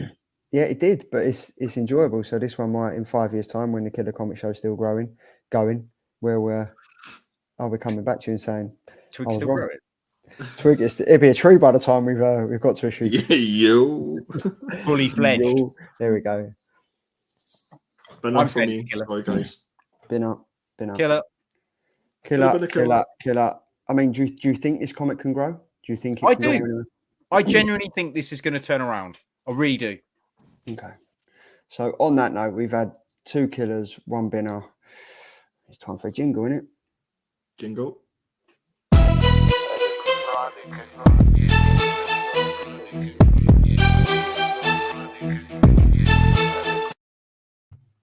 Yo. So we're at the part, we're now in the future. So there we go. We're kind of Doctor Who-esque. We're going into the future. This is the Killer Keys, May 17th, which is, when is it, Tom? So that is Tuesday. Tuesday, May 17th. And then Wednesday is the 18th. So Tuesday will be your DC Comics if you're in America. Wednesdays for everything else. But if you're in the UK, it'll all be on Wednesday the 18th. So first up, I'm pretty sure Andy probably will have picked this one for his indie picks, or if he didn't, he might not have noticed it. But this is a brand new book by Kyle Starks, artwork by Anthony Toppin. And this is a brand new book about 2 people that go to a haunted house, basically, and they move into this new village and they end up hating it. That's the story. But it's a brand new comic. It's coming at you from Image, but it's a Skybound book. So it's quite, they could be quite sought after. They're brand spanking new characters, brand new story. There is a variant cover to this, which is I hate, I fucking hate this place, rather than I hate this place. And the variant cover is already double the price of what it was when you were trying to pre-order it. Yeah. Wow. So people are really jumping on the bandwagon on this one because of the word it's got fuck written on the front of the cover. So that is why I've picked it as a key, because it could very, very much be a rare variant cover in the future, because they've only got so many they've printed, or they're going to print so many, and then that's it, cut off. So make sure you get your orders in as quick as you can, guys, for this one. This is very much the same as I Hate Fairyland. It's I Hate Fairyland, but there are variants out there with a asterisk. With a book plate. No, with a book plate signed by Skottie that says "Fuck Fairyland," and it says "Fuck Fairyland." So as soon as I see the word FUCK in abbreviated brackets, I was like, I'm all for this. Do you reckon we'd get more subscribers if we changed our name to fucking Killer Comic Show? Actually, so I'd scrap that. It's not I fucking hate this place. It's fuck this place is what it's called. So they take the way that I hate. Yes, and that's it. It's the same as I Hate Fairyland. But yeah, this looks good. This looks great. Looking forward to this. Nice one, Tom. Should be good. And then this one is the next in the series of these Marvel books that have got lots of little stories in from lots of different writers. Now, the reason this one's a key isn't because it's actually on Key Comics to pick up. Apart from the fact that it is a voices, it's identities. This is about people that don't affiliate as, he or she. These are about gender neutral people. But there is actually a story in here that is written by the Killer Comics friend of the show, Jeremy Holt. So that is why I've picked it as a key, because Jeremy has written a story in it, and the artwork is by Kai Zama, who's actually a friend of mine from the Transformer conventions. Nice. They are an amazing artist. Very worthwhile going to have a look at this book. So this book has actually been, all the art and the writing is done by people who are gender neutral. So it's really Marvel pushing the boundaries, guys. So if you want to get it just for that reason, that this is the first time they've ever done that, collecting everybody together to do one big book, then definitely get it. I personally am going to get it just because it's got Jeremy's name on it. Absolutely. Yeah. Do you know what I've started doing with Marvel Comics and comic collectors out there? Gun me down and hunt me down and kill me on Instagram and stuff. But where the paper quality is so shit with Marvel Comics, I've kind of taken them out of bag and boards. Controversial. And I've put them in, and I've put the DC Comics and the Image Comics into bag and board, because let's be honest, Marvel are going through a phase now where their paper they're using, it's like used toilet paper. It's shocking. Like, let's be honest, it's like the Beano and Dandy old school 50p books you used to pick up at the back of the News of the World paper on a Sunday. Come on, they're one of the multi-million-pound distributors of comics throughout the world. Sort out your paper. Okay, honestly, it is, and like the best thing to come out of Marvel in the recent times is the Amazing Spider-Man covers, because they're on it's not the best paper, but it's better than it is. But is that because are Marvel trying to push people to go digital because the paper quality is so poor, and is that a slap in the face to collectors, graders, and all that good stuff, because it's going to become more impossible to get a 9.8 on a book? Or will CGC bring down their standards and to say, well, that's a Marvel book, the paper's crap, so we have to take that into consideration when we're grading it? I don't know. I just really hope DC don't start doing that, because they've obviously brought out DC Infinity. I hope they don't start doing that with their But it's a wonder why can't Marvel do cardstock? Just follow the same rule of thumb. Tim, if you're able to answer this, I know like the chat's going off. We'll touch before we get onto like the indies and stuff. But if you're able to, if you know anything why Marvel can't use cardstock, please let us know, because I don't know why. And it's overhead, isn't it? All it's going to be down to dollar. But yeah, sorry, don't be crazy. There we go. So it's all them Twig covers that they produced. That's what it is. So what we're saying, like, don't have 7 to 8 variant covers. Just have a decent one, good with good paper quality. That would do me, to be fair. Good point, no, Connie. Agreed. Moving on to the next book. So the next one is Elektra Black and White issue 4. Now this one, guys, is a key, because this is written by Ann Nocelli, Peter Momoko, and Kevin Eastman, as in the Ninja Turtles Kevin Eastman. And the artwork is also done by the same three. Now, it's a key because it's the first appearance of a Japanese-style Elektra done by Peach Momoko, but also there are rumors of Peach Momoko and Kevin Eastman doing a crossover in this book with the Turtles and Elektra, which I'm very interested in. So they've collaborated together to write a story and draw the story together within this book. That's the rumor. But he is actually in this book. Kevin Eastman is to do with this book, so it could be. It would make sense, wouldn't it? Because the Turtles obviously came from Daredevil and all that good stuff. So yeah, so this could be a massive key book because it could be the first time we've seen the Ninja Turtles in a Marvel book for a very, very long time. And Peach Momoko style. Yeah, I've been reading the Elektra Black, White, and Blood, and I've quite enjoyed it. I think it has been quite good. So yeah, and I Peach Momoko, I'm still, the jury for me still out on Peach Momoko work. Some of it's great, some of it is just like, I'm getting Layla Starr vibes from that cover. Very much so. Yeah, which is a good thing. But yeah, and then last but not least, and then finally, written by Mark Waid. This is the Batman Superman series that's currently going on, The World's Finest. I am actually reading this mainly because my main man, Dan Mora, is doing the artwork, and I absolutely love his artwork. It's probably one of my favorite artists after J. Scott Campbell. He's just can do no wrong by me. But this book is particularly a key because it's the first appearance of the House of Jai, which is another Kryptonian family. So they're making their first appearance in this. And we also get the first appearance of this character on the front, who is called Devil's Nizam. And he is going to be, apparently, the next Doomsday. So we'll see how that pans out. It's interesting that you say the House of Jai because I'm watching Superman and Lois. Yeah. Like, I'm really, really enjoying it. So I'm on like the second part of season 2 and stuff. And it's really good. But we're kind of introduced to Bizarro and the House of Jai.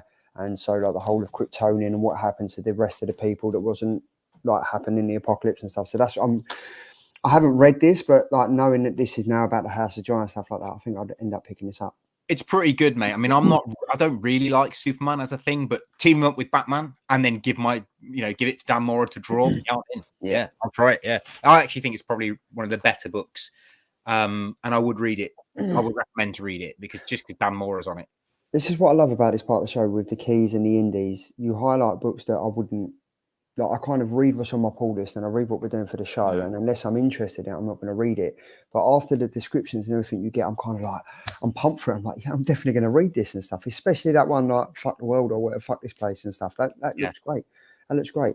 I get picked for a read. I must say before you move on, I missed out on one key this week, which I probably should have put in last minute because I didn't know it was happening until today when I double checked. And if you're not picking up House of Slaughter, I would 100% recommend picking up House of Slaughter issue 6 because it's the first appearance of Edwin Slaughter, who happens to be a direct relative of Erica Slaughter.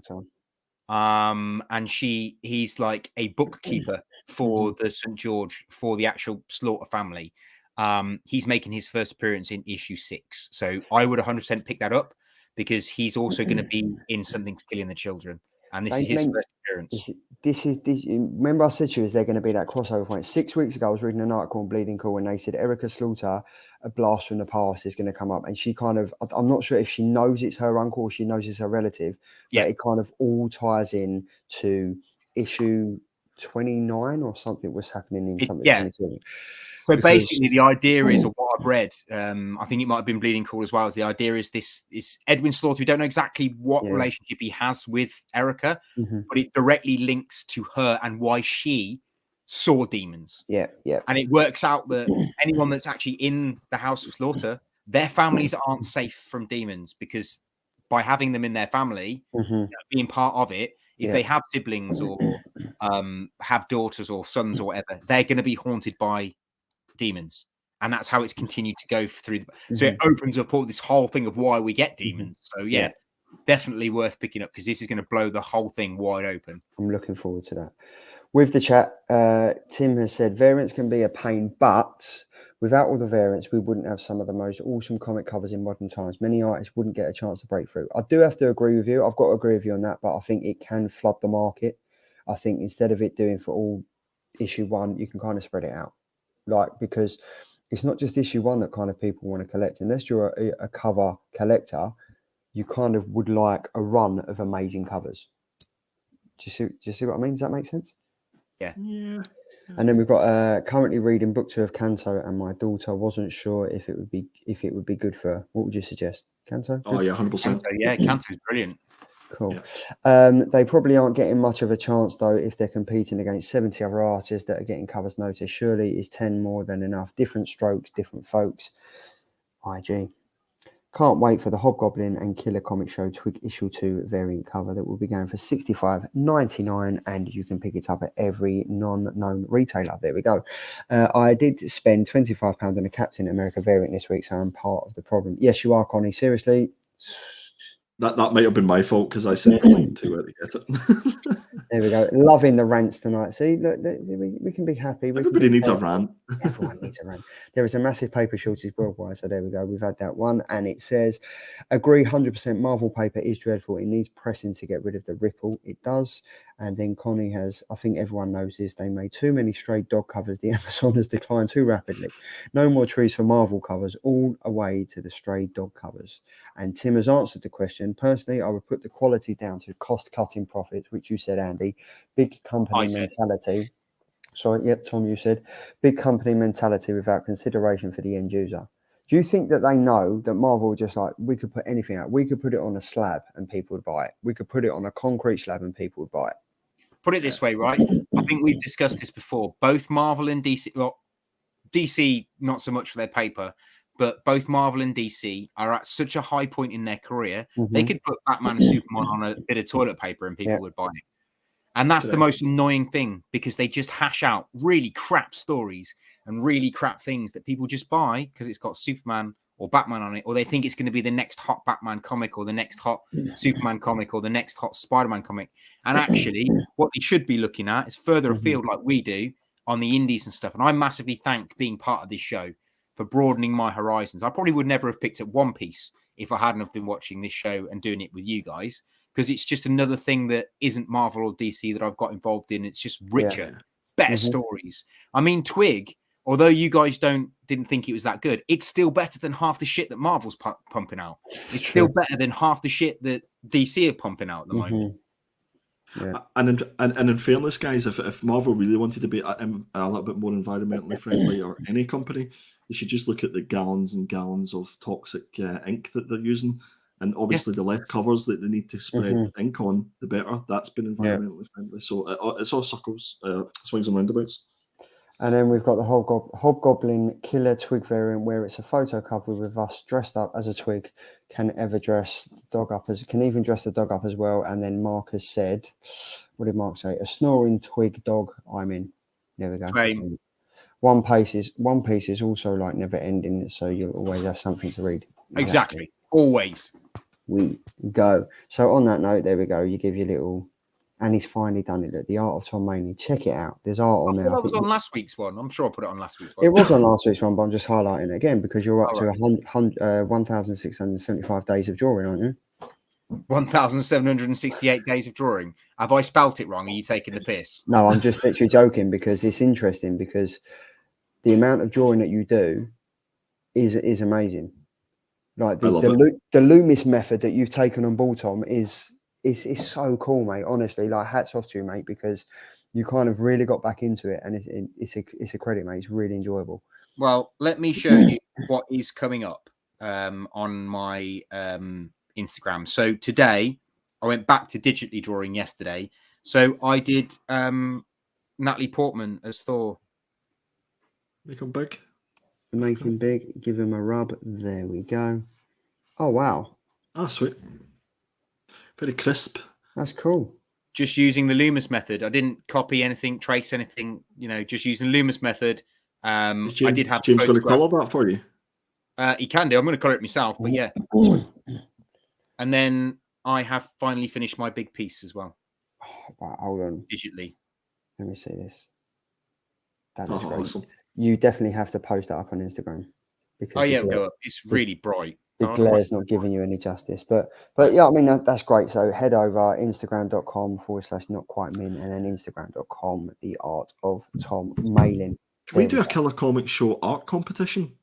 I reckon we Get the should chat do. involved, Yeah. get some blank covers going and do some. Yeah, that'd be There cool. we go. You watch it, it'll turn out that Tom did one of the Twig covers. You know what? I would actually love to do a cover for anyone at any point. My biggest dream, right? I don't want to be on Marvel or DC. I'd love to. I mean, that'd be cool. But my biggest dream would be it doesn't matter what company owns it. I would love to draw Optimus Prime on a Transformer comic. That's what I would love to do. That's my dream. Did you see, Tom? Did you see the Optimus Prime Lego set that's just been released or is about to be released? Mate. It's beautiful. I do, however, massively hate the Direct Line advert. I mean, you've got hundreds and hundreds of pounds. You could have got Peter Cullen to voice him. To be fair, just saying. And talking about voicing and stuff, should we go in? Should we get our rock on? Let's do it. A rock on. Get your twigs going.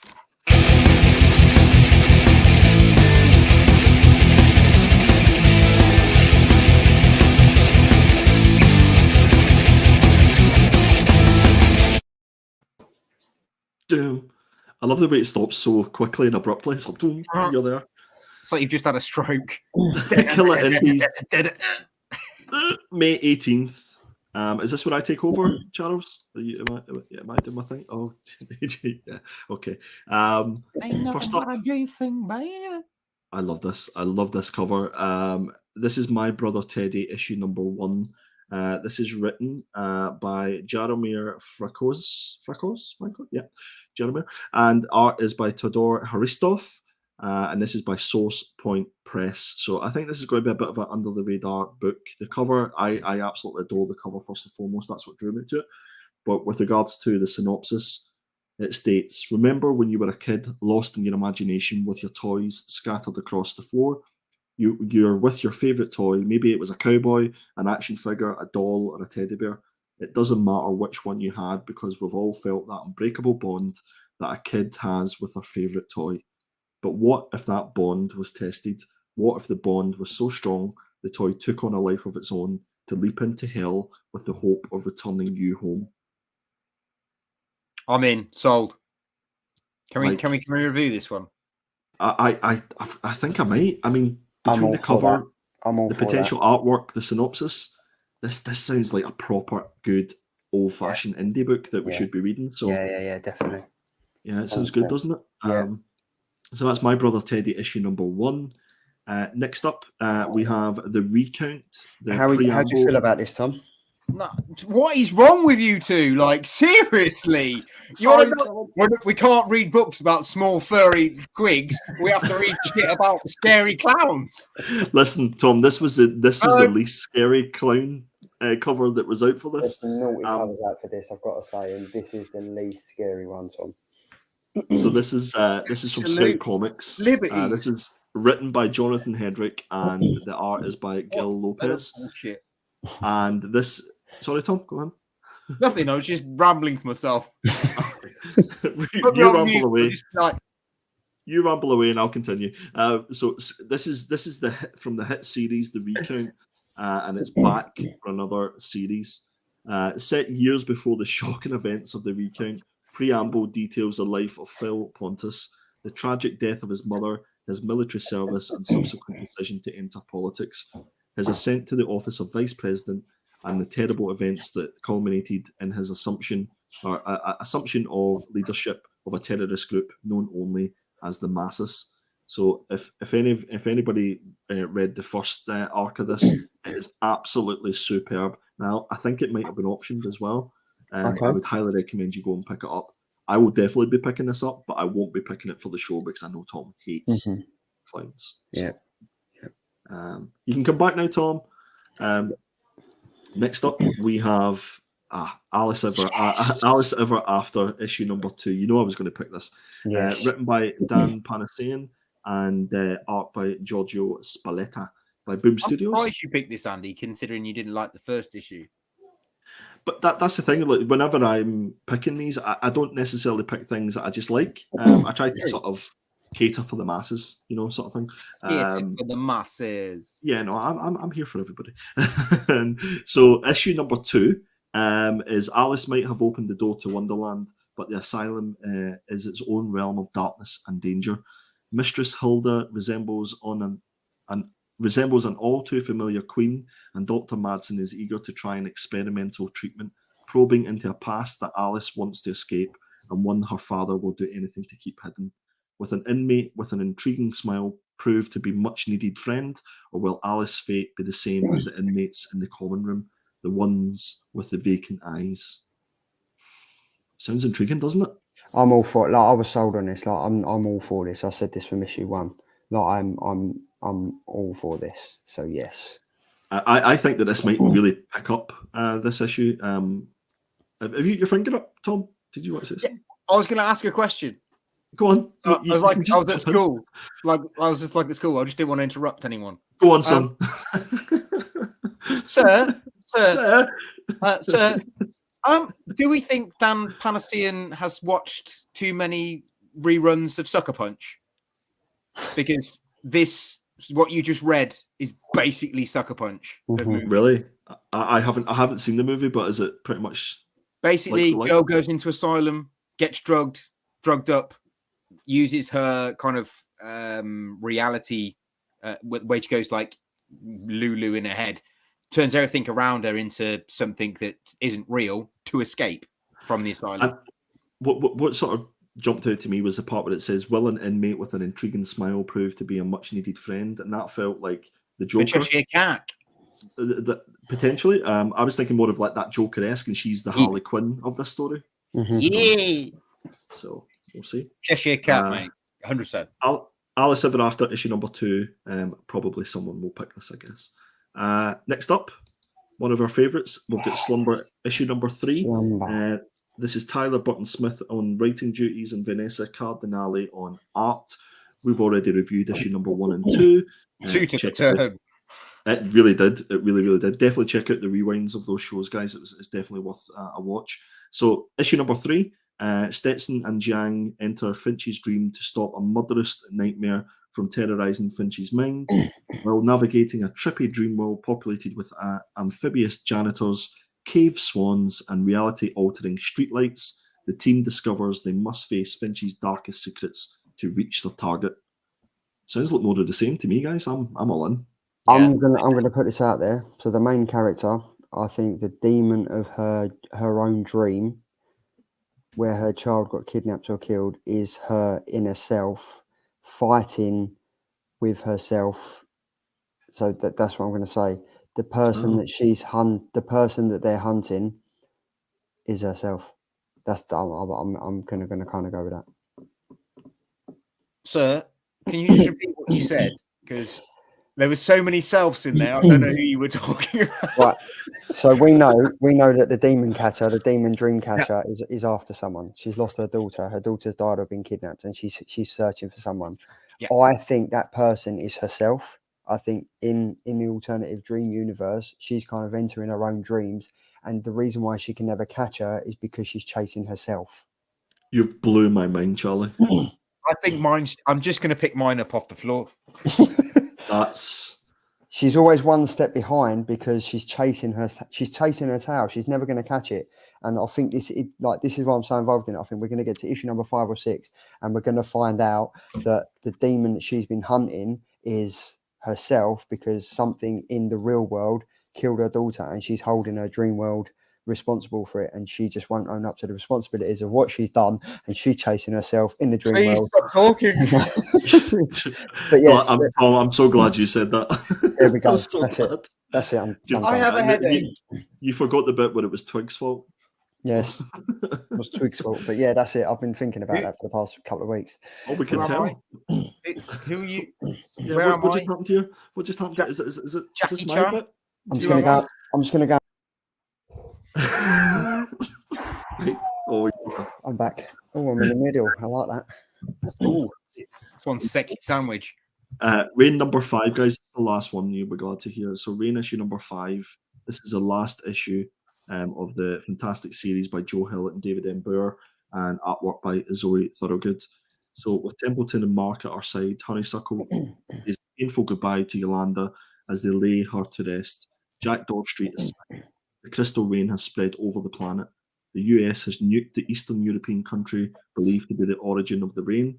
And waiting for the end of the world, Honeysuckle realizes the source of the rain, humanity's salvation, may be far closer to home. I can't wait for this issue. Guys, I love the cover. It's very Wolverine-esque. Do you know what I did on Photoshop the other day? I got all of the 5 covers and I matched them up to find out where the trail goes. It was so enjoyable to do. So much time in your hands. It really was. It really was. So. And was I right? Did they all match up? Yeah. It does. They don't sit straight, but you kind of just have to adjust the comic. But it's really weird. The comics follow the path of the line going through them. So the comics don't sit straight, but they just follow the line of it. But it is quite good. You can see they're trying to do something. But yeah, I'm all in for this. 100%. So that is my killer indies for this week. There we go, guys. Killer trades. Killer trades. What have we got up first? Andy, shoot. Yes. Yeah, me first. I went for Eat the Rich trade paperback. It's coming in from Boom Studios at 128 pages, and you'll get it for about 16, 17 quid, give or take. Sarah Gailey doing writing duties, and Pius Back, I believe I've pronounced that correctly, is on artwork. And I think how did we go with this? Did we read every issue of this? Yeah. I think it was one that you were looking at, Charlie, and I wasn't too sure of it. And then I was so glad that I jumped in, because I think I had to read maybe 3 or 4 issues at the one time for this one. And the trade paperback collects issues 1 to 5. I would highly recommend this. I think this is a really good story, and it's something.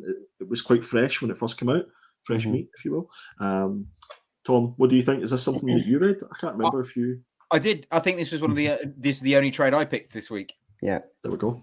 This is great. I'm all over this. This has been on my radar since issue 5 finished. It's great. It was kind of the attacker became the attackee. It's kind of good. It's really, really enjoyable. Primordial.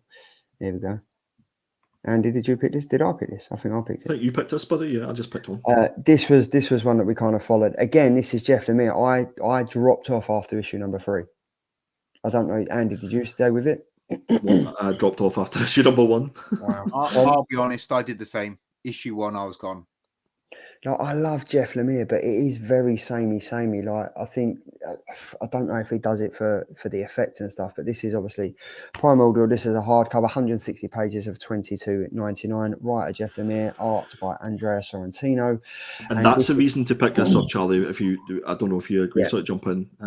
I think Andrea Sorrentino's work is absolutely superb, and those two, whenever they team up, it's a match made in heaven. Right? It is great stuff, but it's kind of like, how many times are people going to read a trade paperback or read a comic where they get to issue number 3 and like, oh, come on, this, it is what it is. It's there, and this obviously collects Primordial issue number 1 to 6. There were some fantastic covers that came out of it. I think you picked the John Gallagher variant for issue number 1, if I believe rightly.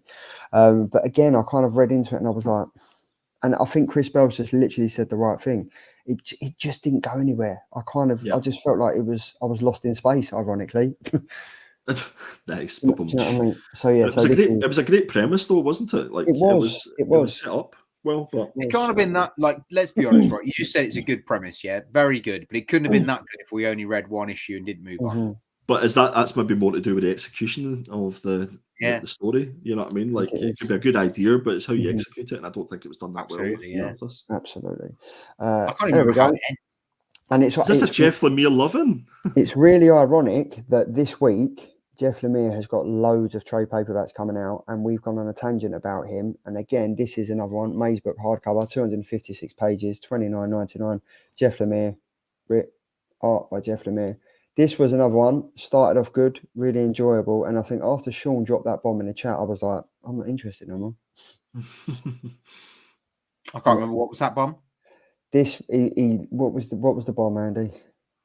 Do you know what? I don't know. It's 256 pages. That's all you need to know. It was 256 pages of a bomb that we had to go through. And, you know, I'm really looking forward to having Jeff on next week on the show. Do you know the interesting part about this, which is probably one of the main reasons I might pick this up, is because this collects 5 issues. It collects a 5-issue miniseries and features a sketchbook section and pinups by Andrea Sorrentino, Dustin Nguyen, Dean Armstrong, Matt Kind, and Gabriel Hernandez Walter. That's quite collectible. I would think that this is worth picking up because although I fell off after issue 3, I think if you read it as all 5 issues back to back, it would be so much more enjoyable. Yeah, I remember now. Yeah, I think that's probably what it's going to be. Yeah, there we go. So yeah, I think I will pick this up. It's on my list, but I mean, I read all the stories, and it kind of got to a point where it's like I'm as lost as there is in a maze. Knighted. Now this Sean brought to my attention. He picked up issue number 1, and I think he might have. Sean, correct me if I'm wrong if you're in the chat, but I think you kind of picked up the whole run. This is now Knighted trade paperback. It's only 116 pages for a mere price of $7.99. Greg Howitz and Mark Texeria. Not Jeff Lemire. No, not Jeff Lemire. In this action-packed adventure set in the universe of the Resistance, Greg Howitz, Legends of the Dark Knight, Vengeance of Moon Knight, and Mark Texeria, Ghost Rider Wolverine introduced a masked vigilante for the 21st century. Bob Ryder is a hapless bureaucrat whose bad luck streak comes to a crescendo when he accidentally kills the city's masked vigilante, the Knight. Oops. Now Bob is forced to take on the mantle of the legendary hero before the city descends into chaos. Good thing he's got the Knight's former butler assistant to show him the ropes. This is kind of such a left field take on Batman. It's enjoyable. Honestly, this for me is really fun. I really enjoyed this, and I have to highlight to Sean for picking this up, putting this on his Instagram, and for me looking at it thinking, I'm going to read this. It's good. It's good.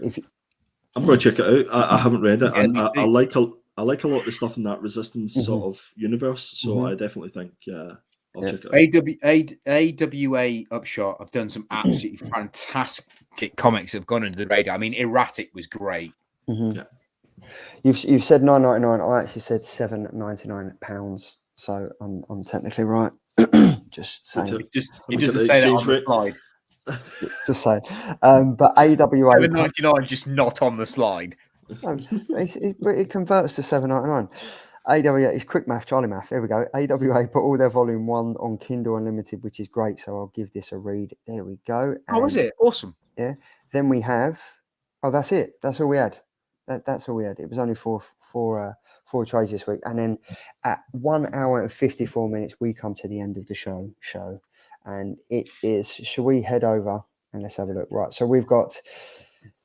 It's been quite close. I think this is the closest one we've had. In third place, we've got Tom. I don't know how he's only got 29%. Classic. I might as well just be known as third place Tom. But that was a fantastic cover. So we've got the Canero Stormbreakers cover with 29%. In third place, we've got. There's Andy, no way that you were Jenny third Frisson. today, Tom. I need a Shears inquiry. I voted for you, Tom. I voted for you, Tom. 4 times. That's it. Only 2 of you. And there we go. And then we got Charlie with a Supreme Rich. I think it was a great cover. But going back to last week, if I was to pick up this cover based on that picture, I wouldn't do it because it looks like a yellow comic for me. Which book? Oh, 17. There's 17. And even with week number 1, they're both foil covers. Can I ask a quick question? So, are you going to use a second slide now, Charlie? Or are you just going to make your cover smaller? I'm going to have to use a second slide, aren't I? I'm going to have to use it. Tom, I have to use a second slide. I have to use a second slide because I'm so fucking important. Yeah, Charlie has his kids and wife lady, yes, and I've also got my nan, her nan. I've got the next door, the kebab man, the kebab man's dog. They're all voting. I'm gonna have a second slide. Yeah, second slide, Charlie. Tom, can I just say you sounded like Solomon, Alfie Solomon from Peaky Blinders. Well, I'm just gonna have a second slide because mate, right. Back off, yes, Tommy. So there we go. We're in the business, and look, there we go. That's it now. Tom's not really using his row. Yeah, just use mine. Wow! Ow! That hurts. Ouch. I'm literally just going to go back up to where Comics Talk Weekly joined, and he was like, "It's been too long. Happy to catch you live." Yeah, take that, Tom. Wow. There we go. Cheers. I can see why I've got a lot of unfollows Oh, on my yeah. shit at the moment. Connie, just put Tom and Andy on the same row. Wow. We still Right now, right there. Hold on, Right. Andy, I've got an idea. maybe we Yep. start our own show. Listen, this is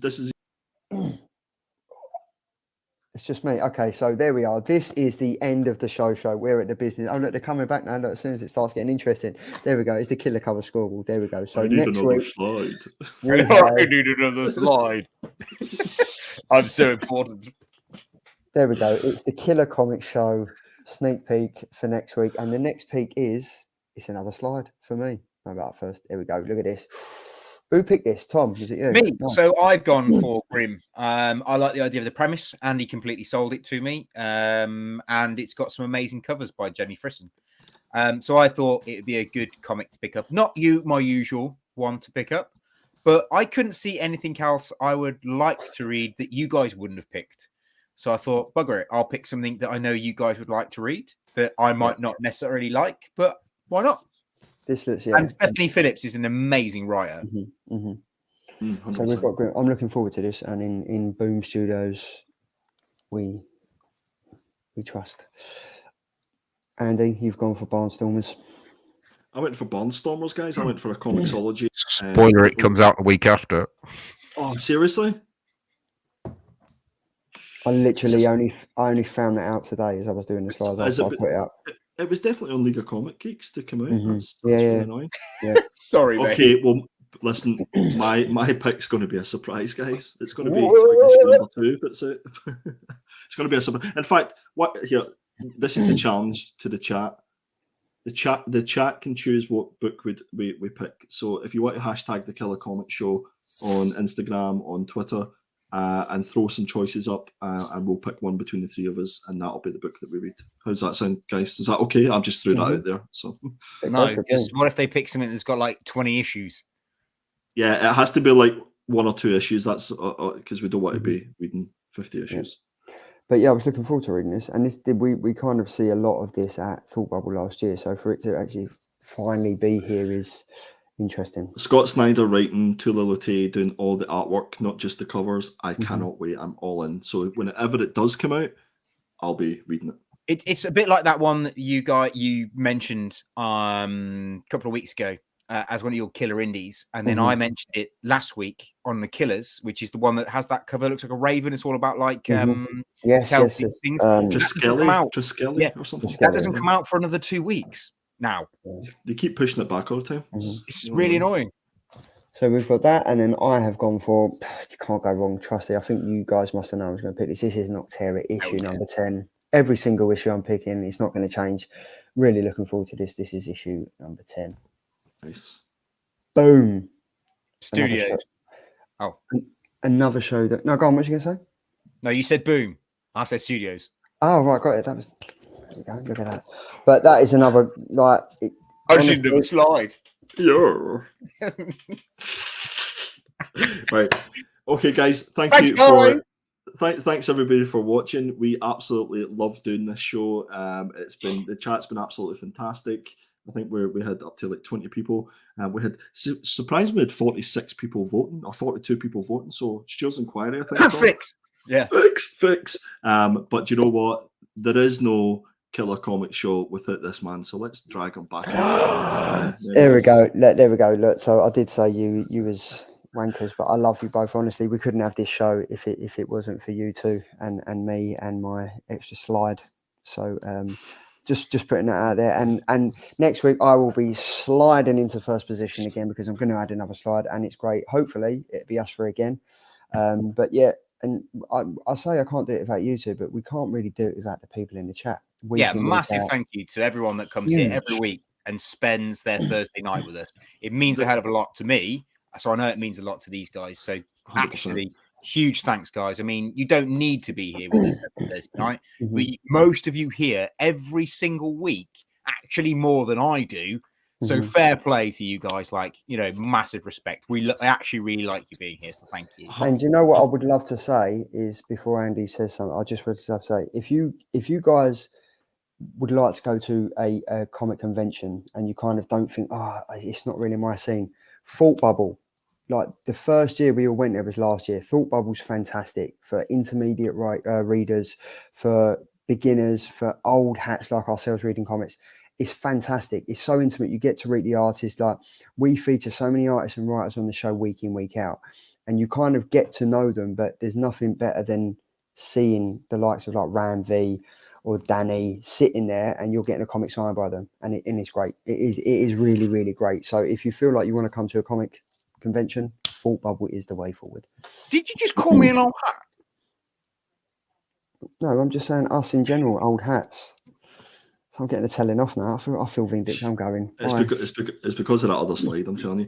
I was just going to say, what Tom said was absolutely spot on. This is the reason why we don't record and put out the show. This is the reason why we go live every Thursday, because there is no Killer Comic Show without the interaction with the chat. And it's just good fun, guys. But yeah, thanks to the chat, thanks to you guys, and be kind to each other. This is Mental Health Week. Yes. And I think that is a really important subject for everybody. And I know from a male perspective, we don't really share our feelings and how we feel, because it's not cool, it's not manly and all that good stuff. But just to say that if anybody does want to reach out, we're all here. Slide into our DMs, have a chat. We're all here for everybody, and just be kind to each other. That's the most important thing, guys. Spoiler alert.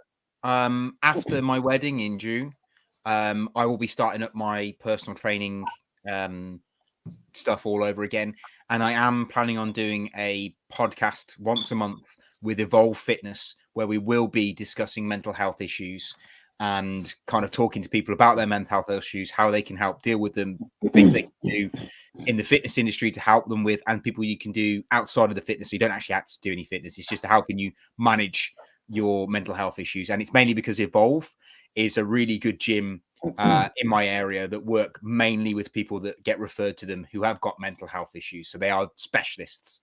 So I'm going to do a podcast with them once a month, but that isn't going to be until July. I'll give you all the heads up when that actually happens. But yeah, it's going to be awesome. Wicked. Nice.